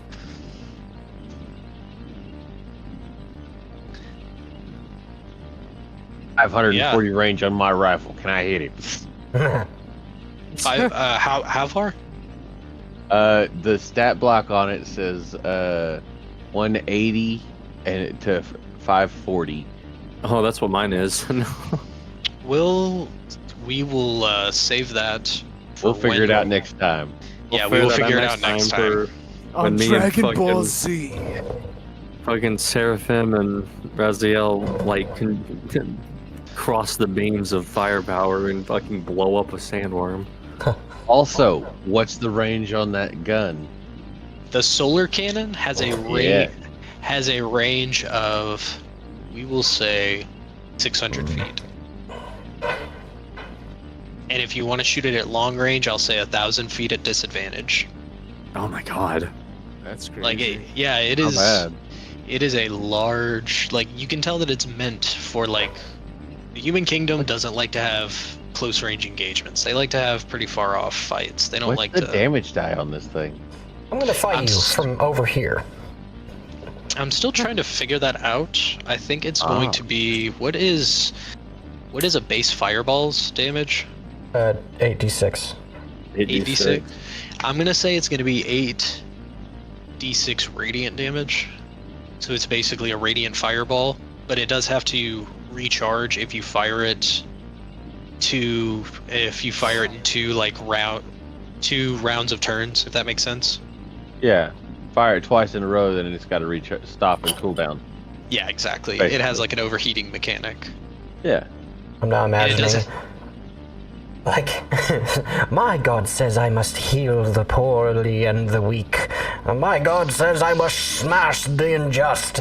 And then you got, like, my god says I should blow him up with the sun. Pretty much, yeah. Like, yeah. As you guys have powered this up, and once the Spiderbot interfaced with it, that thing has just been humming like a really pissed off microwave. A really pissed off microwave.